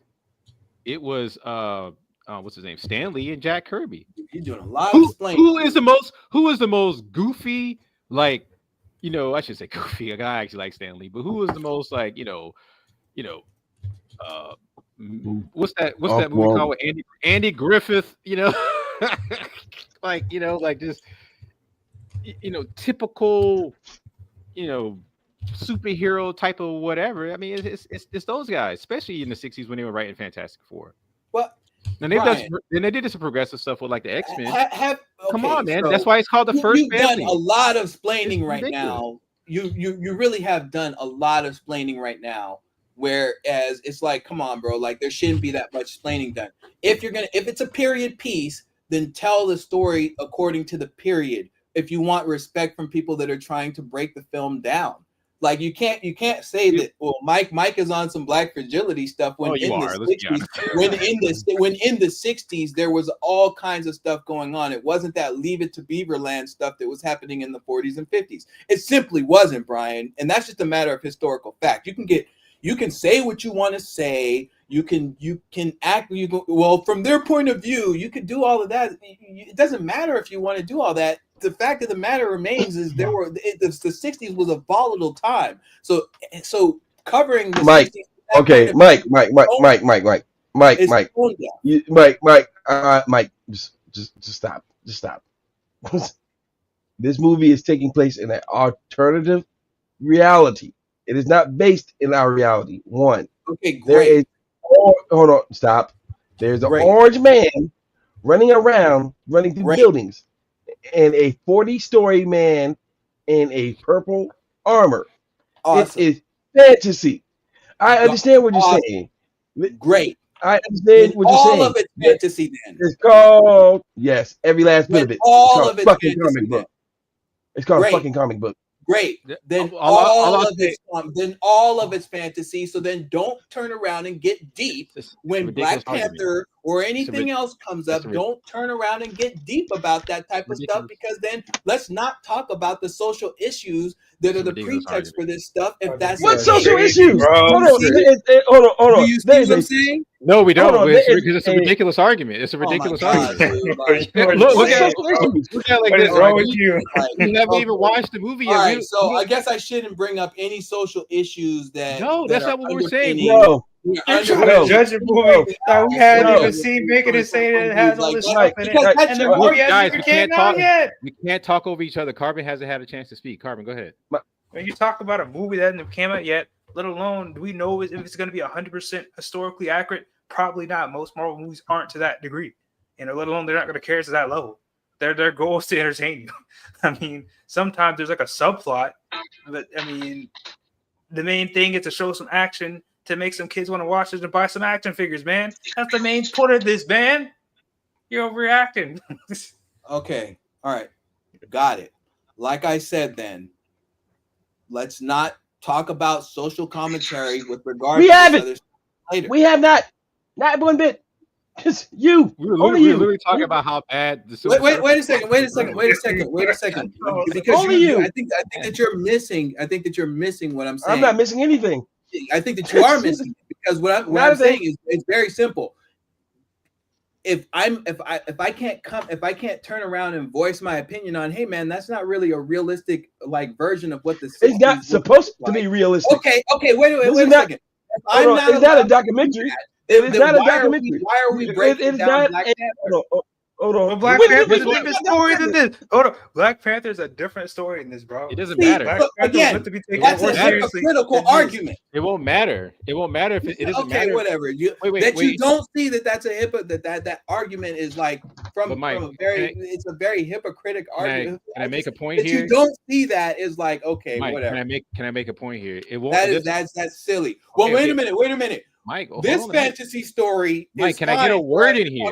Can I get a word in here? Because I think talk about comment, but this fantasy story is not. Yeah, you were some other Travis. Mike, can I get a word? This fantasy story is fantasy. All right, I might have to meet you, man. You gotta let me talk, dude. Do you get what I'm saying? No, because I'm trying for you to let me explain. Okay, whatever. Because here's how I look at it. It doesn't really matter to me if the Black Panther is a little bit of a different type of story. It doesn't matter because guess what? If Fantastic Four comes out and I watch it and I think it's interesting, I'm going to break it down. I'm going to break it down just like how I broke down Black Panther and just like I broke down Avengers and any other movie that I find interesting. Now, if it's uninteresting and it's stupid and it's bland and the Silver Surfer continues to look like shit and they don't improve how she looks in the movie, then I'm going to talk about how bad it is. So that's why I say your point is kind of ridiculous. Like, what do you mean I can't break the movie down? Okay, again, break it down. If you're going to break it down, then how are you going to not break it down? When you're saying you're going to break it down, do you mean you're not going to include any social commentary for the time period that it took place in? Is that what you're saying? No, it depends. No. Okay. He's asked me a question, dude. He asked me a question. I'll let you get in. No, I'm not saying that. If they address social issues like that and they bring it up in the movie and it's compelling and they blend it well in the movie, then I'm gonna say, hey, they did a good job. If they bring the socials in and it's like ad hoc and they're like preaching to us and everything, like, man, I didn't like it. Like I think they could have blended it well. They could have because let's be honest, Mike. The main antagonist in this movie is going to be Silver Surfer and Galactus. I don't think they're going to have a lot of time for a whole bunch of social issues that were going on in the 60s. Now, I can think of some creative ways on how they could introduce some of those issues. Like one thing they could do is like, okay, well, we know the Vietnam War was going on at the time, and then maybe their arrival of like Silver Surfer and Galactus kind of like makes all humans like, we're killing each other. It's massive threats out there. That whole speech that Ronald Reagan gave to Congress, like he was like, we had a existential threat, all our little petty differences would go away overnight, So I think there's some things they could do, but we don't know. The movie hasn't come out yet. All we got is a trailer to go off of. And one of the main things we were talking about the trailer was just how bad some of the stuff looks. You're the one who brought up this issue about, the kind of the hokiness of it. But because it's silly to me. To me, it's a stretch. It's silly to me. I mean, that's fine if it's good. But again, your position is your position. But understand when you say, well, that's black fragility, Mike, that's an attack. So if you're going to attack me, then be prepared for me to sling it back at you. That's all I'm trying to say. It's not an attack. If you're going to attack me, be prepared for me to swing my sword back. Mike, it's not an attack. Because if you look at it is an attack. It is an attack because what you're trying to say, when you say black fragility, what you're trying to say is that, well, Michael, you're caught up in your feelings about how you feel about the movie, and maybe you need to get past that and work past that. It's an attack. Don't hide. Well, that's not an attack. I agree with you. It is. Don't hide. I'm not hiding. I don't respect I'm not hiding. I'm about to acknowledge you said. Okay, go ahead. I agree with you. You too. I have to say, if y'all gonna have an argument amongst yourselves and nobody can get a word in edgewise, please take it off the channel. But other than that, let's move on. Mike, if that's an open invitation to attack you, by all means, I will do so. But next thing, please. Jesus, we've been arguing about nothing. Absolutely nothing. This is my last point on the subject. I just wanted to agree with Mike's assessment on what I think black fragility is, but I don't see that as an attack. I just see that as, I think black people had that. It's something we need to acknowledge when we go out in the what I'm saying? It's an attack.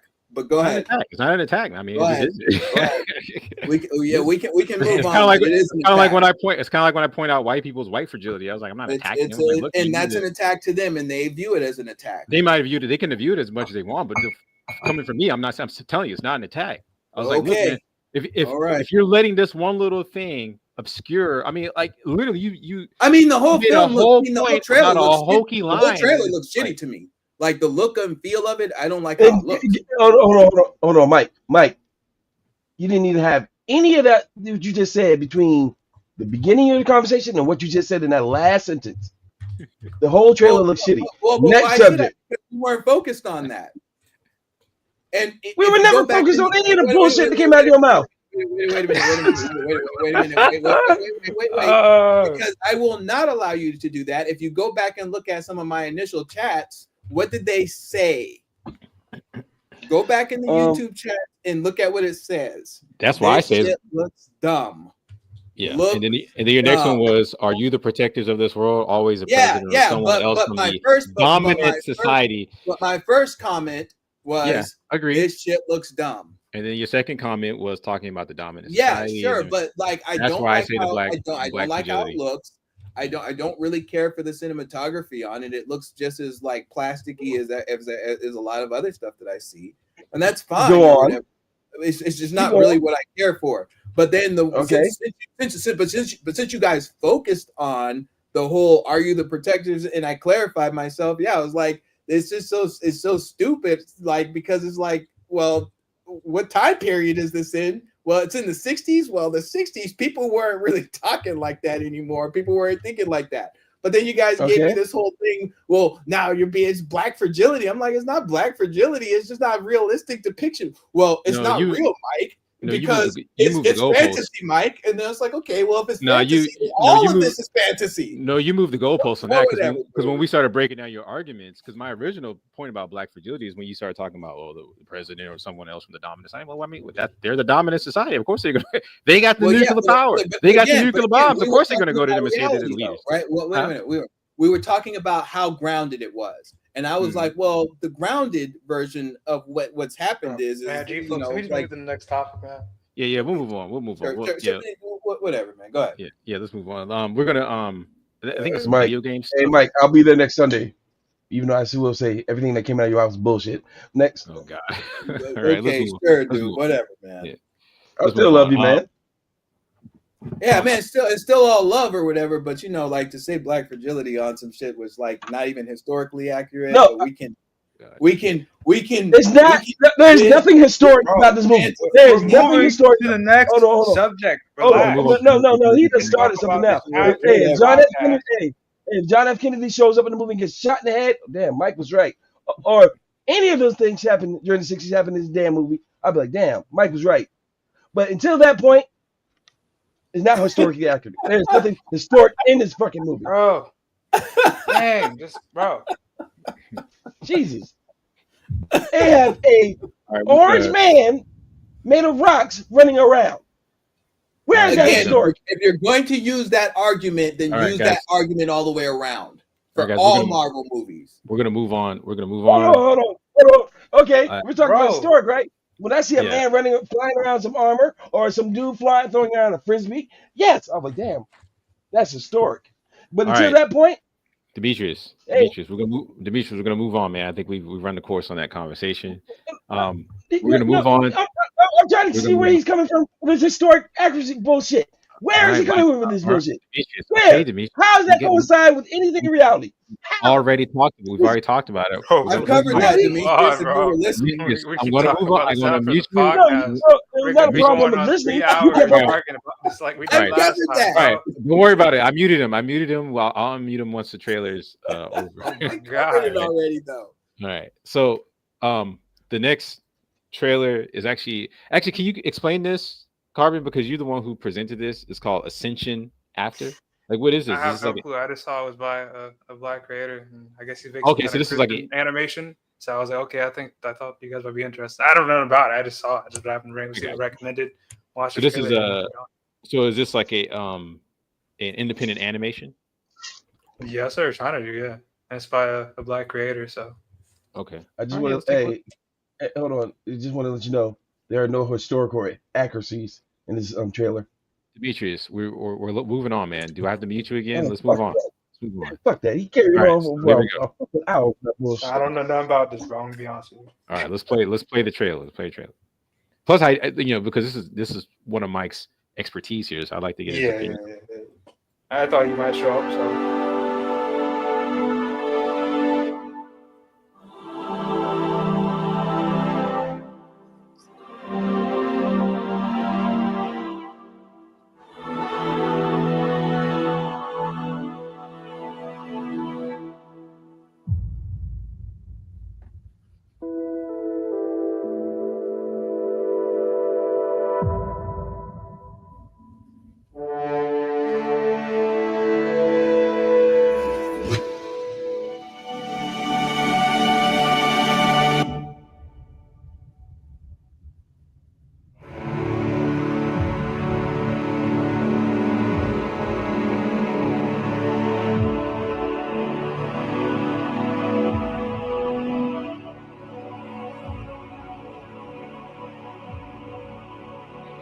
Behold, I come quickly.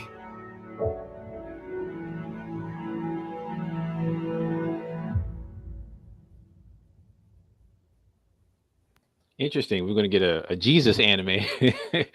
Looks like they're doing like the second coming type of thing. I mean, they took the whole he'll have skin like brass thing literally, but I mean, it makes for some interesting visuals. What do you guys think?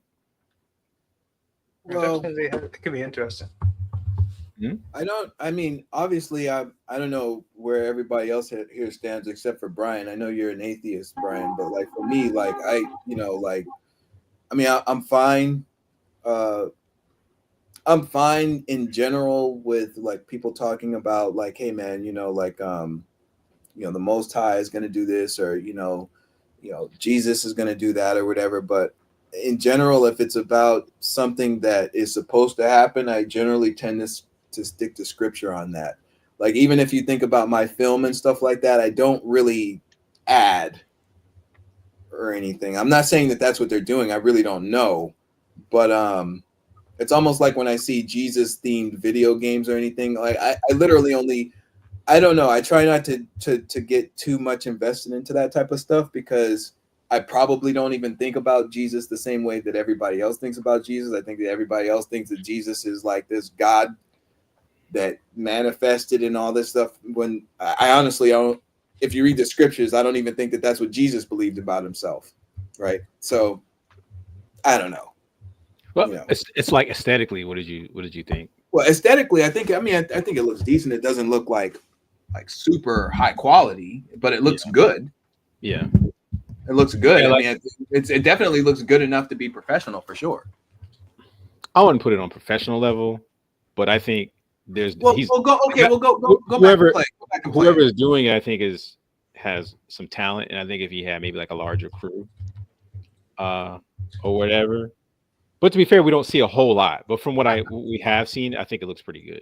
Yeah. See, okay, and that's what I'm trying to say. Well, define professional though, because it's like, wait a minute though, like I've seen stuff that is like this scene right here. That's what I'm trying to say. You're saying that doesn't look professional, but I'm saying I think I don't think that looks professional. I think that's fine. That's fine. But I've seen professional animes out there that don't look much better than that. And those are the trash ones. Well, you can say it's trash. Well, okay. I'm Well, comparing it to the best. Again, Yeah. well, that's. I think that's a fallacious argument, and the reason why I say that that's a fallacious argument is because professional means that you handled your business in a professional manner, you got the work done, and it's out there and it's available for sale. And it looks passable enough. But for you, you're like, well, it's not the best of the best. But I think that that's the perfectionist argument, which I moved away from. But I would. Okay, I agree. I agree with you on that one. I'm looking at more of like a skills or technical standards as far as professional. It's kind of like, okay, if you look at like a low budget movie compared to what we consider like a Hollywood movie, right? So maybe I'm using the wrong terminology, but I see what you're saying. But I don't think this looks bad. Like I think it looks pretty good, and I'm assuming he's working with a really small budget. And I think, I don't know. I've seen what he has. I think it's pretty good. You know, it's pretty good. Yeah, I mean that, and even with the small budget, that's what I'm trying to say. Like I look at I think that there's this whole idea like with professionalism. You know what I mean? That like for me is like, I don't know, man. The most important thing, first and foremost, did you finish? That's the mindset that I have now. You know what I mean? And then, but on top of that, when I look at like some of the older stuff, like that I've seen unless it's like, okay, we need to break this down into like series versus like what we used to get from like a Vampire Hunter D Bloodlust or like a Ghost in the Shell or like Sword of the Stranger, right? There's a difference between the two because like the old school movies we used to see now, those were just beautiful beyond belief, right? But then when I see some of these series, even modern series, I'm like, that's passable.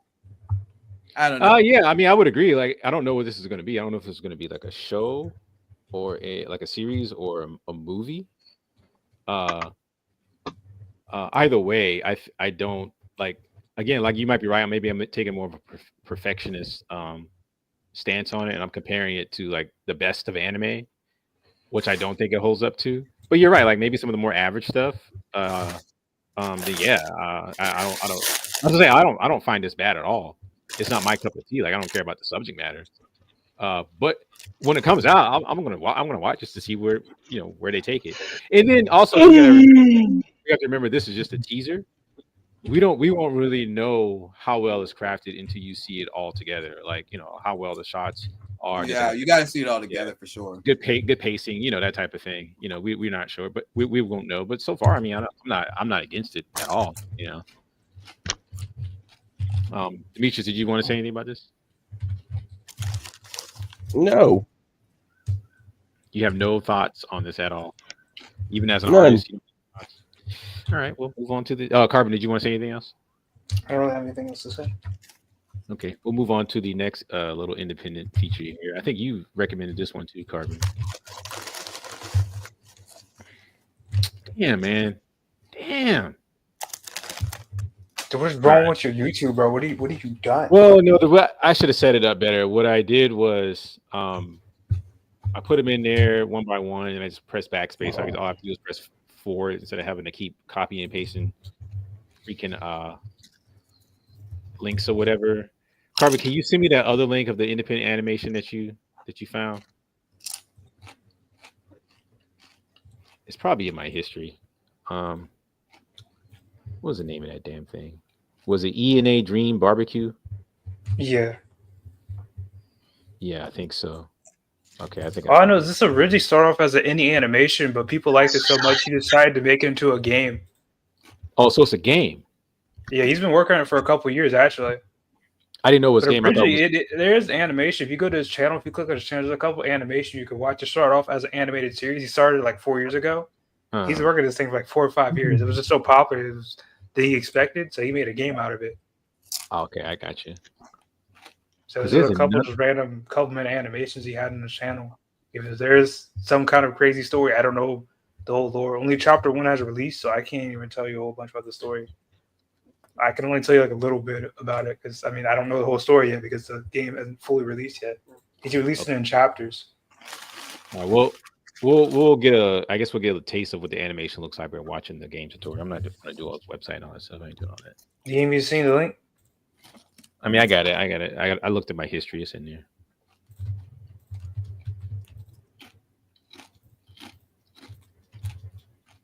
Who is chewing?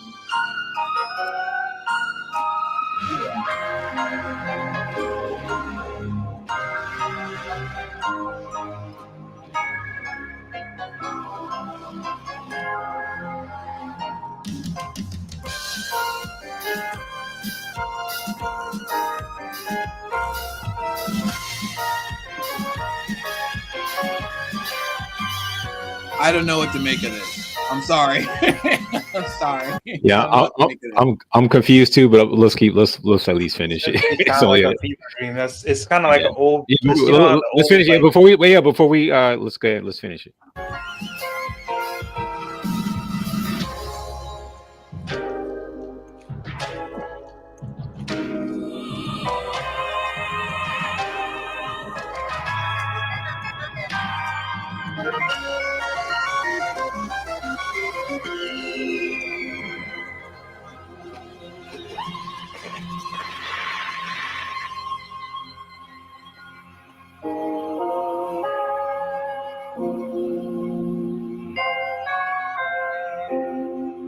Can I go first? Yeah, go ahead. Please. I want my 2 minutes and 8 seconds back out of my life. I don't know what the fuck that was. It's very surreal. You know what it reminds me of? It reminds me of some American adult animated stuff from the 70s, like the Ralph Bansky stuff, that was that Time Lords movie, Heavy Metal. I think that came out in the 80s though. That's kind of reminds me of, because it has like a cutout look to it sometimes. The colors are kind of muted sometimes, and I know a lot of the animation from the 70s had that muted look to it. I want my life back. I think it's interesting. It just does. It doesn't. I don't know what to make of it. Yeah. I don't know. My thing is you can put up some stuff that looks what other people. Again, my whole experience in life has taught me that, man, just getting finished, man, that's such an accomplishment that I applaud anybody. Me too. Shout out to him. He has 1.32 million. Yeah, he's already popular. He's got millions of views. Yeah, but like my thing is I just don't understand what the hell the I mean, it's built off of something. The trailer is just not very clear. Do you know more about this game? I mean, yeah, it's kind of meant to be kind of like a dreamlike state, and you kind of got to explore the world. Like, the main thing of this game is you're looking for the boss. You don't know who the boss is. All you know is she has a boss that she has to find, basically. And you basically exploring different maps, talking to different people, trying to learn more about the world that you're in. Also, your character does have split personality too. Okay, so it's just like a surreal Alice in Wonderland type of thing. Yeah, Yeah. I mean, I will say, like, if I had a critique of it stylistically, I'm seeing too many changes, but I mean, that might add to the whole surrealistic nature of it. So maybe that's, intentional. Got 5 million views. Yeah. I mean, you got to remember, this is built off pre-existing lore. There's already, if you go to his channel, there's already other stuff about this lore. Yeah, so he has and people who follow his channel would be more excited about the game just random. I mean, it's probably more meant for the fans of his like animation, right? I see. Yeah, it's not necessarily meant for the random people, technically. Well, I guess that's another one too, right there. Yeah. It was that was the other one we were gonna watch, the Gaslight District. Yeah, that's the biggest lesson I've learned throughout my entire journey here with creating my own stuff. Like, I'm not saying so social media matters, but honestly, it's the same hustle that always has existed. You have to like cultivate your followers. Yeah, and definitely did that. And yeah, he did that. And like the thing is a lot of times, and again, I'm not going to shit on somebody's work. I'm happy that it got finished. It is a confusing trailer, and the style changes up a bit. And I've seen work that's better than this not have as many views. So my thing is it's like, well, you know, I don't want to say that your skill doesn't matter, but your ability to be able to manipulate people into believing that what you're doing is better than everybody else's is tantamount to like. It might be an issue of consistency too. Like if he doesn't have the best work, what game, dude. It shows random dude, animations. like what is up with people like interrupting people? Dude, let me finish my point. So it might be also a matter like, okay, like maybe he's not the best in his field, but he's consistent. Like he consistently releases his content, so you know people keep coming back. But yeah, go ahead, Carbon. I mean, it also shows a mixture of gameplay and animation. So sometimes the game does look differently in animation. I'm not gonna lie. Yeah. All right, we'll move on to the next one called the Gaslight District. I got a question. Yeah, go ahead. Mike, can I have a chip? Oh God. Oh, shit, I'm sorry. Let me mute my mic. No, you good. You good, man. I'm sitting up here snacking like a motherfucker. You good. All right, let's watch this next one here. These damn barbecue chips are good too, though.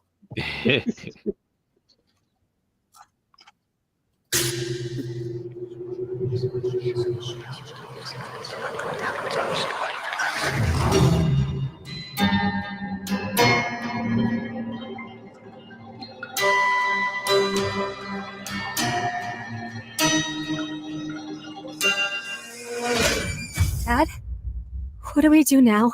You stay by our side, kid. Now, follow my lead.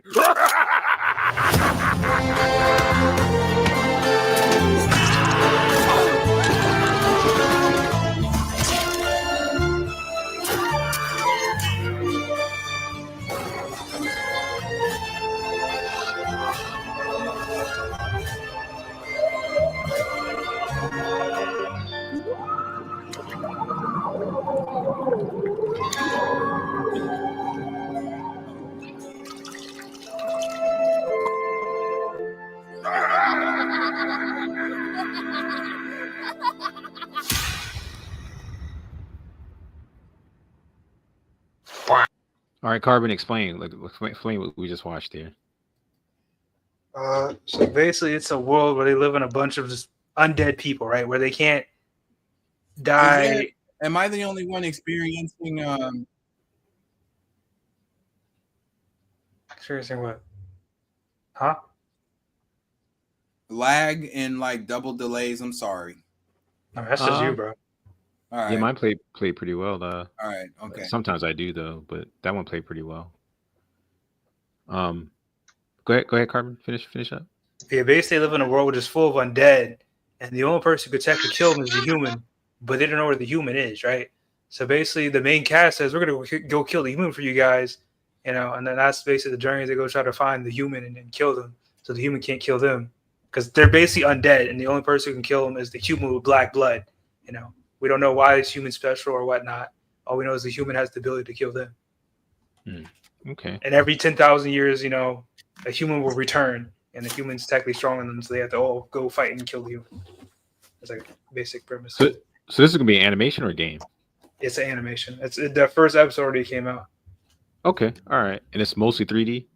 Yeah, I mean, it was pretty good when I watched it. It kind of reminds me of it has like some Tim Burton type stylings to it. That's kind of what it reminded me of as I was watching it. I was disinterested. If I'm being honest, but you know. Yeah, I mean, it's not my thing. Stylistically, it's just not my thing. But I respect it. I respect it. It looks good, and shout out to them. They got 4 million views. No, that Glitch dude is basically one of this like Glitch and the people that made Hazard Hotel are like the two biggest indie studios right now. Who's gonna do an indie studio? Yeah, or indie thing. If you go through them, your product automatically pops up. Like basically at this point, Glitch just picks up any prospecting indie show at this point. Those pick them up and be like, oh, we like what you're doing. We're gonna pick you up 10 episodes. That's what Glitch has been doing recently. Basically, they see and then I kind of like you. If Glitch gets you, bro, your indie show is saved. you already got to wade straight to the industry at that point, as far as indie people goes. I wonder how many people are working on this project. No, they have big teams, bro. They have a team of at least 20 to 100 people, I would say. Closer on that. Wow, okay. So they're a big like I indie told studio. you, Glitch is one of the biggest indie studios right now. Like I said, Glitch. Well, I'm talking about this project in particular, not the parent. Nah, company. they're gonna have at bare minimum 10 to maybe 100 is too hard, but I know they got at least 10 people, 10 to 20 people. They got a decent sized team if compared to previous projects. I actually like the title cards more than anything else. All right. Anybody else has anything to say about the Gaslight District? Okay, so we're gonna move on. I got something. Go ahead, Mike. I still didn't get my chip. Oh God, man. I literally just got back from downstairs. Now I got myself some of the stew that I made for like the Sabbath. There's another independent animation. He did like a feature length animation. It took him he said he spent all his life savings and it took him 2 years to do it. Yeah, I respect that already. Yeah. Where is it at? I think it's called is it My Side of the Story? No, that's that was the AI thing. Dang, I just saw it. ENA Dream Barbecue, ENA The Death of Blender. I didn't see nothing like that. How does it? No, this was something I had found on Twitter. I think this is it right here. It's called Twin Hinahima. No, that's the AI thing, bro. Is it? Yeah. The twins thing? Yeah, you said you're right. It's 95% original anime. That lazy mother. I never sent you that. So I don't know what you're talking about. Yeah, you're right. That was something else. What is AI? The Death of Blender, My Side of the Story. What the hell is it? Must be further up. The Elder Scrolls Fatal Fury. Shooting the Breeze clips. Ascension. Is it Ascension After? Dude, unless you're talking about like the Flow dude, like the dude that made Flow, I don't think you're talking about him. It might be Ascension After. No, that's the Christian one. Thing, yeah, that's the one we just saw. Yeah. Damn, where is it? I have to go to my Twitter. It was on my Twitter. Yeah, nah. You figure it'd be in my history though, because I had them all up in the. Let me see if can I go forward? No, I can't. Dang, where the hell is it, man? Well, thank you, folks. All our glitches is brought to you by G Flux, the Grand G Flux. Yeah, I got to find a better method on how to share these things because I got so much to share. Usually, I just have a bunch of tabs, but it takes up so much resources on my computer while I'm trying to stream that it's causing more problems. Because I do want to talk about the Love, Death, and Robots, but I wanted to talk about that independent animation first. Yeah, I'm gonna have to go to I'm definitely gonna go to my Twitter real quick because I saved it on my Twitter because I knew I wanted to talk about it, and I think I bookmarked it.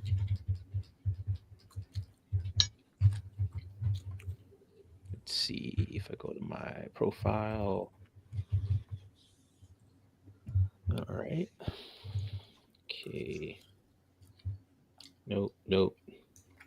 Excalibur, Sinners. Yo, Mike, did you see Sinners? I didn't go watch it. Oh man. Well, first of all, I don't generally. I'm so busy with my own stuff that I barely have time. I legitimately barely have time for anything. The only reason that I'm here is because again, I don't work on the Sabbath and this is the Sabbath, so like I don't have shit else to do right now. I hear you. All right, so since Brian's having a glitch, yeah, go ahead. Yeah, his wife find his damn thing. Hey, has anybody seen how bad that new Predator trailer is? Dang, that was the other thing I wanted to talk about. That was a trailer. I forgot about that. Yeah, but go ahead. Should I give her like a little sword or no? You think that stuff extra polygons? So Let me make you solo layout so I can see what you're talking about.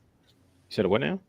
Should I give her like a little sword? Should I give her like a little blade right if I pull it out? You know. I mean, she's a jester. Why would she have a sword for?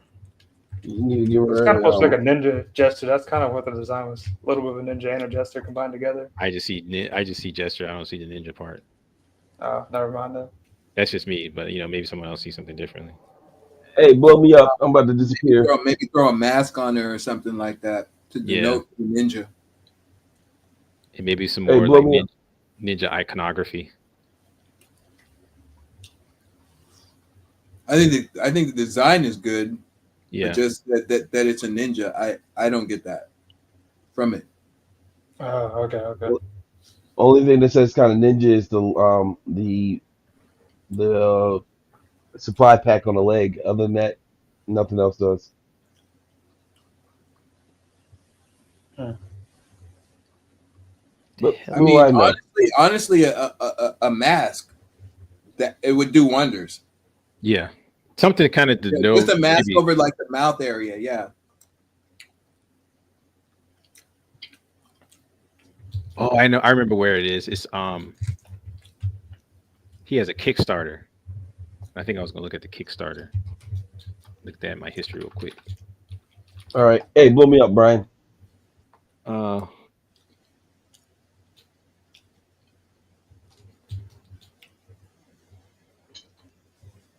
That's it. That's all I got. All right. So what's the story with this? There's no story. I was bored at work today, and I decided to draw it. I mean, it looks good, but I don't know what I'm supposed to do with it. You're supposed to give me some of that stew. They're over there smacking. And it better have hot sauce. Good time.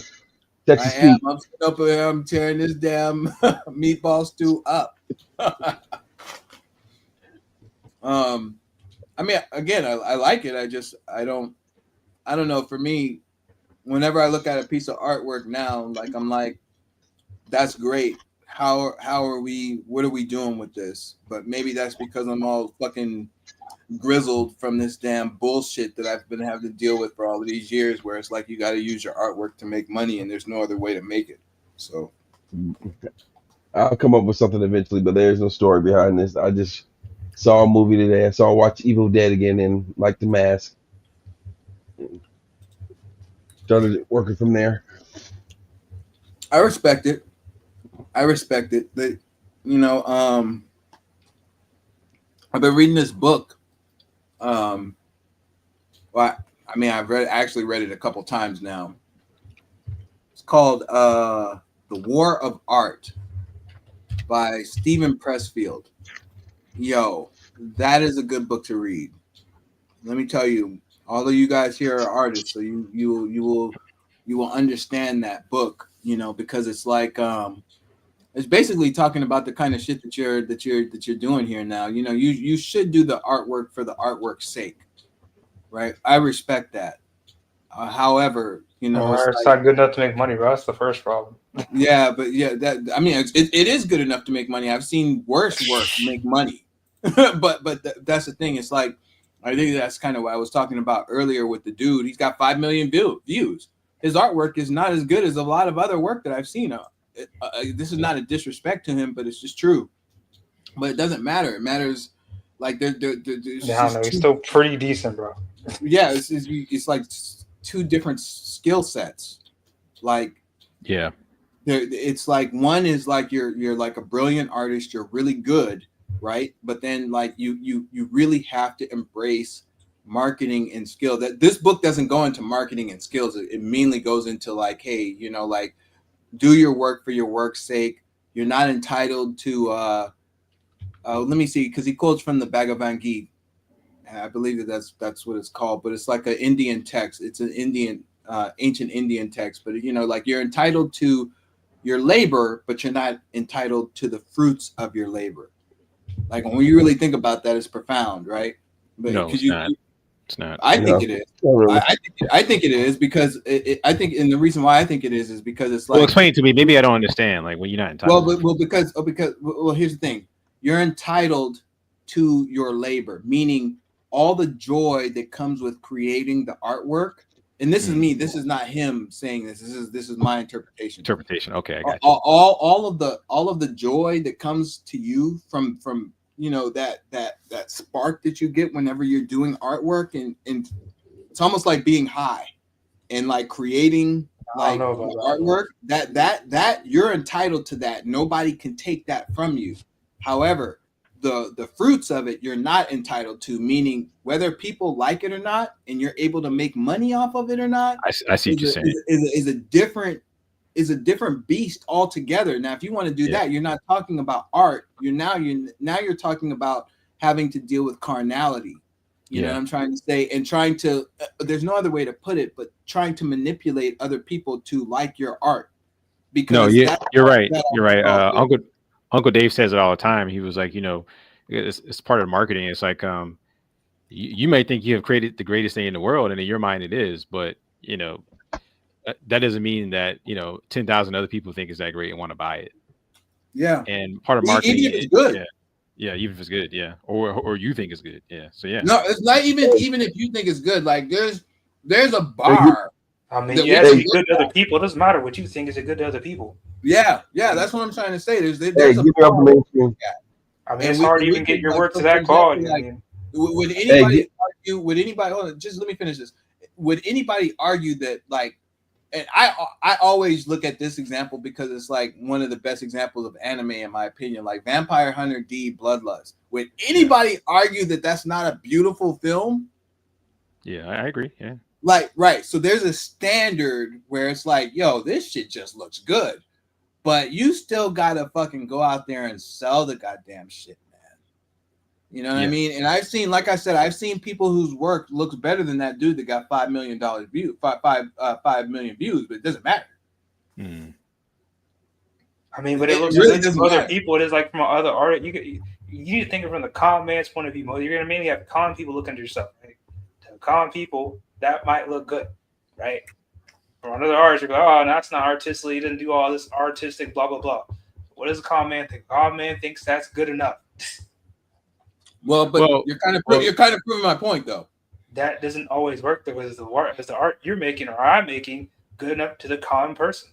Well, that's kind of the point that I'm making now, and then at the point that I was making earlier. When Brian brought up the my point art is not impressed with common people, bro. Like, and again, I'm going to go back to what I said earlier about professionalism. Does it look good enough to pass? Yeah, it does. It looks good enough, and it looks fine. Most people will be fine with it, but is it on the level of Vampire Hunter D Bloodlust? Absolutely not. Technically, absolutely not. I don't care what anyone says. Absolutely not. It's not. However, is it good enough for the average person? Yeah. Do they like it? Yeah. Are they paying for it?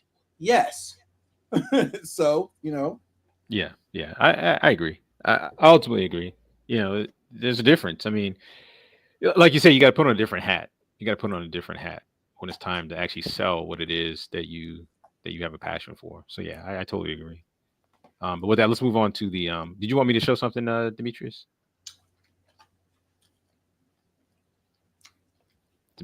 Oh. Hey, Demetrius, did you want me to show something? I just had Predator's Badlands. That's the only thing I saw of any. Yeah, we're gonna talk about that. I'm gonna show this last independent animation first. But we'll but it's getting kind of late, and I might have to call it a night because I have something early to do in the morning. All right, we'll talk to you later, then, man. All right, man. Well, hey, man, you take it easy, brother. Yo, come check me out next Sunday. I will, as long as you have my chip. I don't know if I'm gonna have chips. Actually, I can't bring chips because I'm not allowed to bring fucking. People are not allowed to bring their own concessions into like Regal cinemas. So it's not. No, it's more frowned upon than allowed. We all know how we do. Big Cokes and bags of M&Ms. All right, Mike. I'll talk to you later. Brother, Y'all fellas. You have a good night, man. All right. All right, this next one is called The World's Divide. And this is the guy who I said took his life savings and spent 2 years working on like a feature-length animation. 2 years, god damn. Yeah. All right, here we go. Let me go down to the trailer section here.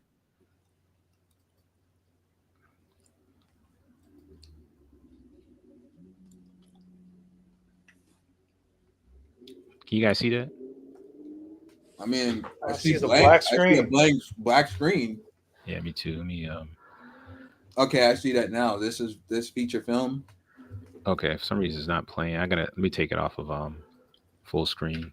For some reason I have trouble with the full screen stuff. Can I just go to? Did it have it? Is this on YouTube? Can I just look at it on YouTube? Let me put it on YouTube instead of doing this. Worlds Divide YouTube trailer. Yeah, I caught this on Twitter. I was like, oh man, he did this entire thing by himself. I looked at his setup too. He had a big old Cintiq. Man, I don't even care about Cintiqs anymore, man. Like, one, they're too damn expensive, and I don't even know how practical they are anymore, man. Yeah. Like, I remember that was the pinnacle, like 15 years ago, man. But like now, it's like, man, whatever, man. I love my damn Microsoft Studio laptop, bro. Like, I can transform it into like a tablet. It's 14.5 inches. Man, gets the job done, man. And efficiently, man. So here we go. Worlds Divide trailer. All right. Yeah, let's take a look at this.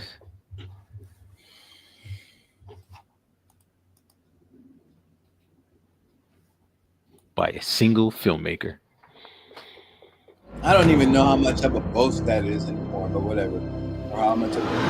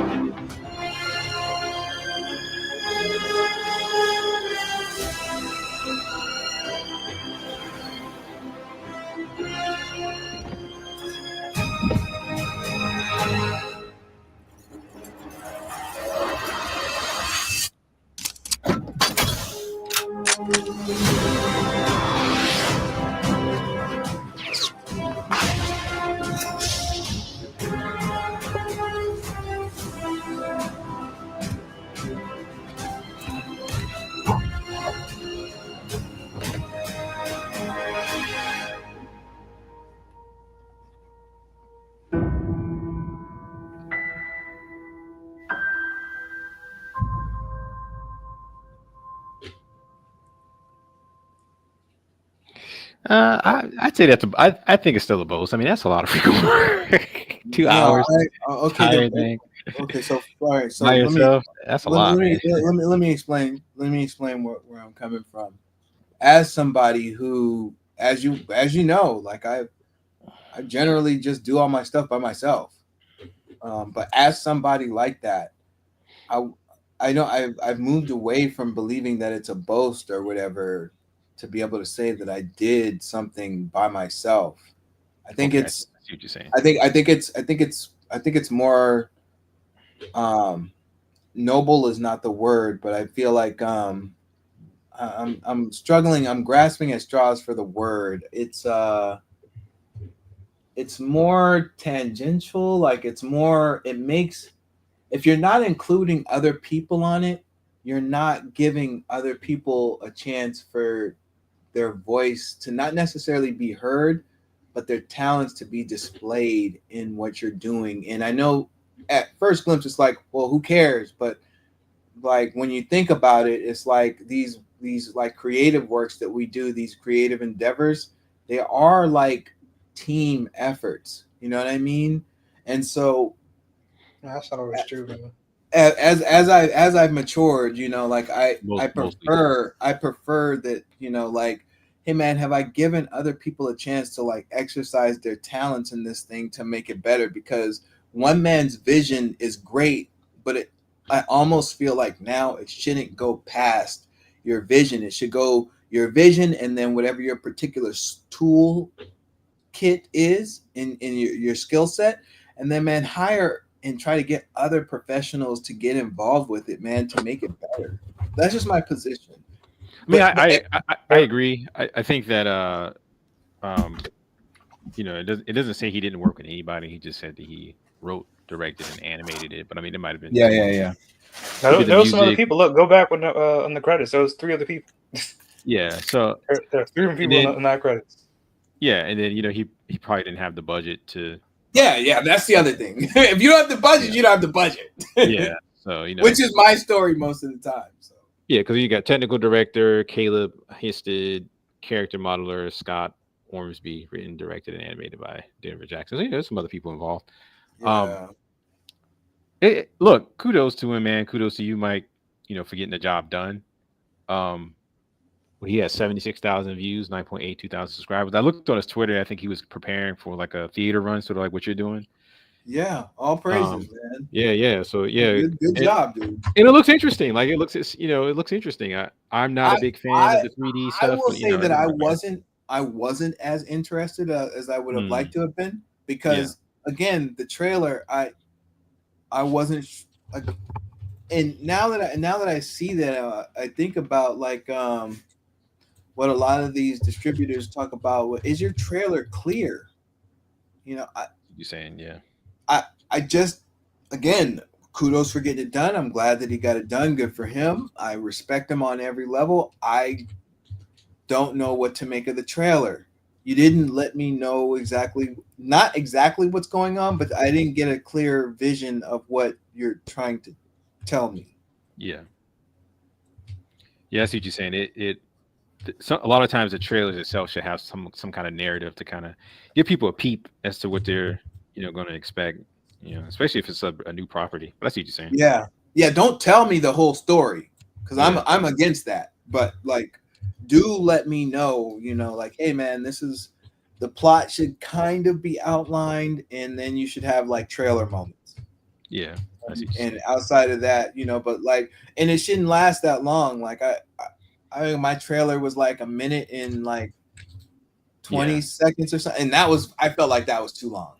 A minute and 20 seconds. Usually you want to keep it at about a minute, but I've seen I was like, man, I don't know, man, this is too long, man. It's like this is getting too long. But I did have to, like you said, it's like a narrative, so you do kind of have to tell enough of the story.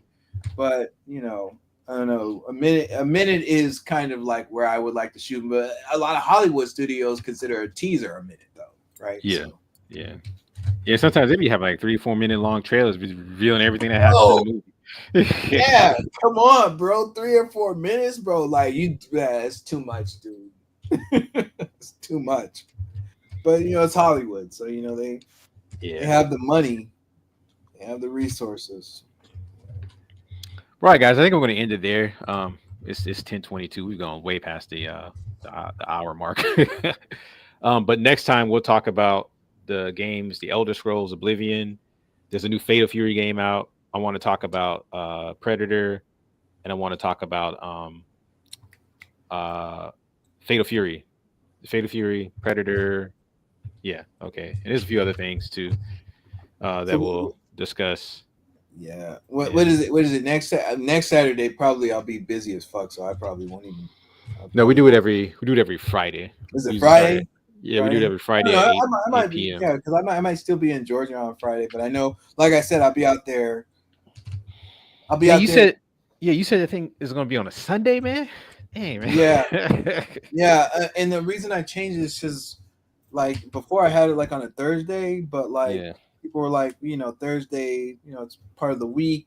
People are, kind of in the throes of their lives. So it's like, okay, well, to do it on a Sunday, and I feel like more people will be more amenable to that or whatever. Plus, it's like an easy day for most people. So is it cheaper to rent the theater on a weekend or on a weekday? It's actually cheaper to do it on Thursday, but I cut a deal with Regal Cinemas, and when I did the deal with Regal Cinema, like, she did it for Thursday, but then like I went there and we were having that issue with the hard drive that I was telling you guys about. And she just went ahead and let me reschedule for the day that I wanted it to. So she rescheduled me for a day for the same price. But no, it's generally more expensive for like Saturdays. Friday, Saturday, and Sundays are definitely more expensive than like Thursday, Wednesday. You know what I'm trying to say? It's like it's far more expensive, like generally. So, and it costs a lot of money, dude. It does. So it's like shit.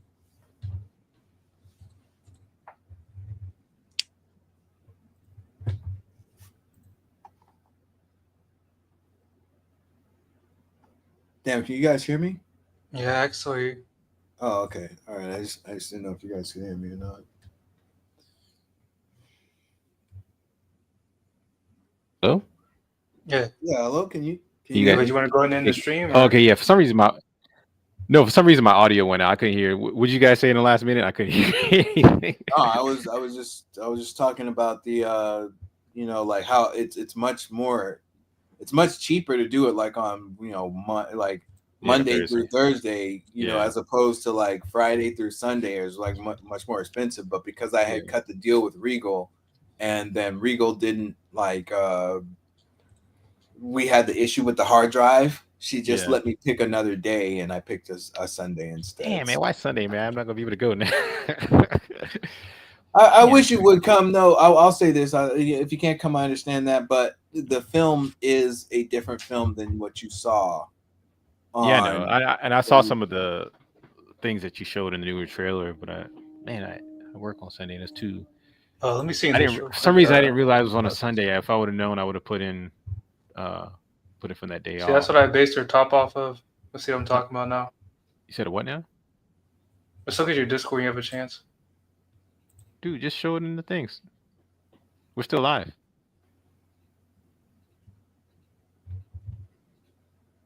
I said, let's look at your Discord, man. That's fine. You know what sucks too, Mike, is that I was passing out those things at work and telling people, yeah, it's gonna be this Thursday. It's gonna be. Oh no! Hell no! Hell no! I know you got my back, man. I just I think it was easier for most people Sunday. And no, like I said, it is a different film. Try to see if you can come, but like there is a substantial amount more in the film. Like the film before was like an hour and 20 minutes. Now it's like an hour and a half. And if we paid that for our ticket the first time, does that still count, or do they refund? Yeah, no, it's still the ticket sales are still the same. You don't have to buy anything else again. Like I just changed the date or whatever. So no, your tickets are still good, bro. I wouldn't make you pay for tickets twice. I was just curious because sometimes they'll refund it, but I wasn't sure. No, So like no, if you already paid, you already paid. But like no, I like I said, it is a different film that you guys than what you guys came to see. Like on the second when you guys came in February, honestly, like that was just not the film I wanted to show. Like I showed it because it was like, okay, I had to get it done, but this film is far closer to what I want the film to be. And then honestly, when it comes home and it goes to streaming, it'll be like even more what I want. So yeah. So have you decided on what streaming service you're going to use? Man, I'm going to decide on what streaming service I use based on what streaming services will have me. Like like I'm developing my own app regardless, so people will be able to watch the film on the app that I develop. Like, but I mean, you would be surprised. I mean, I'm not surprised, but the type of pushback that I've been facing from companies, and it's like from distributors, it's unfortunate, but like I kind of expected this because. I mean, pushback for what? I mean, it's not like you got anything rated R in the. I don't have anything rated R. I think that the story is pretty clear, and even what you guys saw like on the second was good enough to be on something like Tubi, based off of what you see on Tubi. Yeah. The problem is this is why like I have this kind of like not anger, but this kind of it's like when I think about all the stuff I have to face as someone who's Black, but that we're trying to put out a positive message. People who are not trying to put out a positive message don't have to deal with the same type of stuff. Like I submitted. I'm not going to name the company on stream, but I'll say I submitted to a distribution company who distributes a lot of stuff, and and especially a lot of stuff from Black folks. They turned me down, and I was like, okay, can I get some feedback? They didn't give me any feedback, so I was like, okay, okay, maybe I'm just not good enough. That's possible, So let me go look at their stuff. And when I looked at their catalog and stuff, man, I saw a bunch of stuff that was not shot as well as my stuff from Black folks. The stuff that was from Black folks that I saw was like ghetto people from outer space. Like I'm talking about just ridiculous coonery type of stuff. And I want to say that I couldn't believe it, but I'm not surprised. And this is why like I have this kind of like shell on me, because it's like, if you're trying to do something for Black folks, if you're trying to do something where Black folks are presented in a positive light, you're going to get pushback. I don't care what anyone says, unless you're like part of the studio system, unless you're part of Hollywood, and unless you're like pushing something that is like talking about denigrating Black people and Black people not in positions of power, it's going to be difficult for you. And I knew it was going to be difficult, but like I was like, wow, you don't think that my stuff? I'm sorry, man. This is not me being some kind of way, but go look at the movies that are on Tubi. Yeah. Like, go and look at the movies that are on Tubi. I'm pretty much gonna have to go with Film Hub at this point, and see if I can go ahead and get distribution through because I do want to be on other platforms that other people are already familiar with. But like, it's like trying to do something righteous, like in this system, it's hard. So Tubi. So are you saying that Tubi turned you down? No, not Tubi specifically, but distributors who. Oh, that would. Oh, okay, that deal with. Are there other ones that you can go to that would be able to get on? Well, a lot of times when you go to distributors, you have to go, or not when you want to get on a streaming service, you have to go through a distributor, or if you have to go through an aggregator, or you have to find a sales agent that will go and on your behalf, like pitch your stuff. Again, I'm gonna be looking more into that, but yeah, I wish I wish Travis was here. He could probably give you some. But this is what I'm trying to say, and this is not Black fragility or me being upset or anything like that. It's just true. There's a certain type of movie that they're allowing to be on those services, and if you have anything that has to do, honestly, from what I've seen with like Black positivity, man, it's just a more of an uphill battle. If you're doing something ratchet, hey, that's fine. And I actually have an actor. I'm not going to name his name because I want to get him caught up or anything like that. But one of the actors that I know was telling me that, hey man, like specific, he gave me a card to a company that they specialize in only making sure that these specific types of movies from Black people get made and get financed and get put out there. But is that hard to believe? Yeah, it's that gate. We're in the last show. We were talking about the gatekeeping. See, this is the fuck I'm saying, dude. It's really disheartening because, and this is why the anger kind of can boil up in me sometimes, because it's like back to that other argument that we were having, or not argument, but that other, I don't know, whatever you want to call it. We were talking about, hey man, Black folks need to get it together. We need to get on the same page and all this stuff. Well, we do, but the problem is it's like the force. This is what I was trying to say last time. The force that's opposing Black people exists and is in full force and is powerful, but the counter force is nowhere to be seen. Yeah, it was funny. I was just talking to one of my boys before the show, And he was like, and it's getting a little bit too in politics. You know, we'll leave it. We'll save it for our political channel. But yeah, I agree. This is what I'm trying to say. People don't understand that when you're a filmmaker, you're trying to actually put out and this is why you will see me get riled up, because I know it's all propaganda. So when it's like okay, so well, it's okay for this type of propaganda, but that type of propaganda is not all right. And this is why, again, ultimately, like I don't care about Marvel movies anymore. I don't care. I don't give a shit about anybody's shit, but anything that I see, you know, people that are trying to do stuff positive for our community do. I don't want to say I don't give a shit, but like it's more like I'm worried about like what we're doing for ourselves first, and I'm not gonna feel ashamed of that, because it's almost like you said, that's their story. So let them tell their story how they want it. So we want to tell our stories the way we want to tell our stories.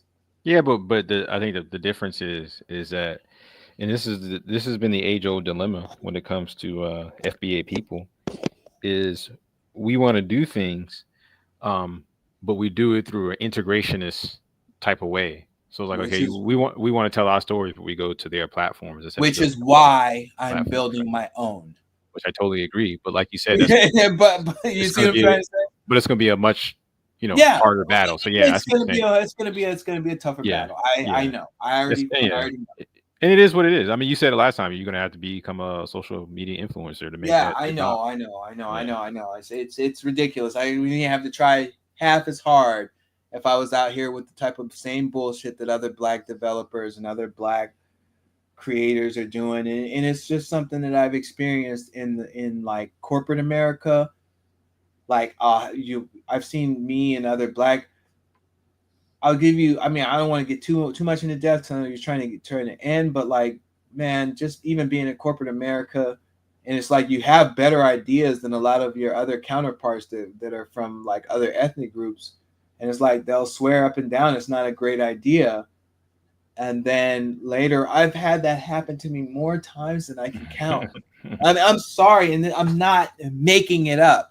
You know, like that's what I'm trying to say. People think that that it's again Black fragility. It's not Black fragility. I'm not making it up. I don't think that's Black fragility. Don't piss on my head and tell me it's raining. Okay.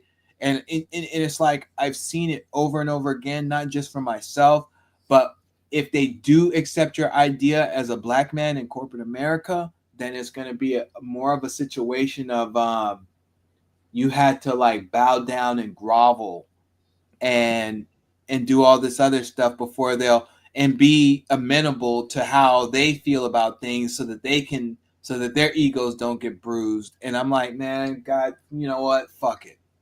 No. You know what I'm trying to say? And it's like, I know exactly what you're trying to say. But like I said, that was a choice. That was a choice made by our more recent ancestors. And we in modernity and the generations that are going to come afterwards are going to have to find some solutions for that, or remain on the bottom. So it is what it is. Which is again, this is.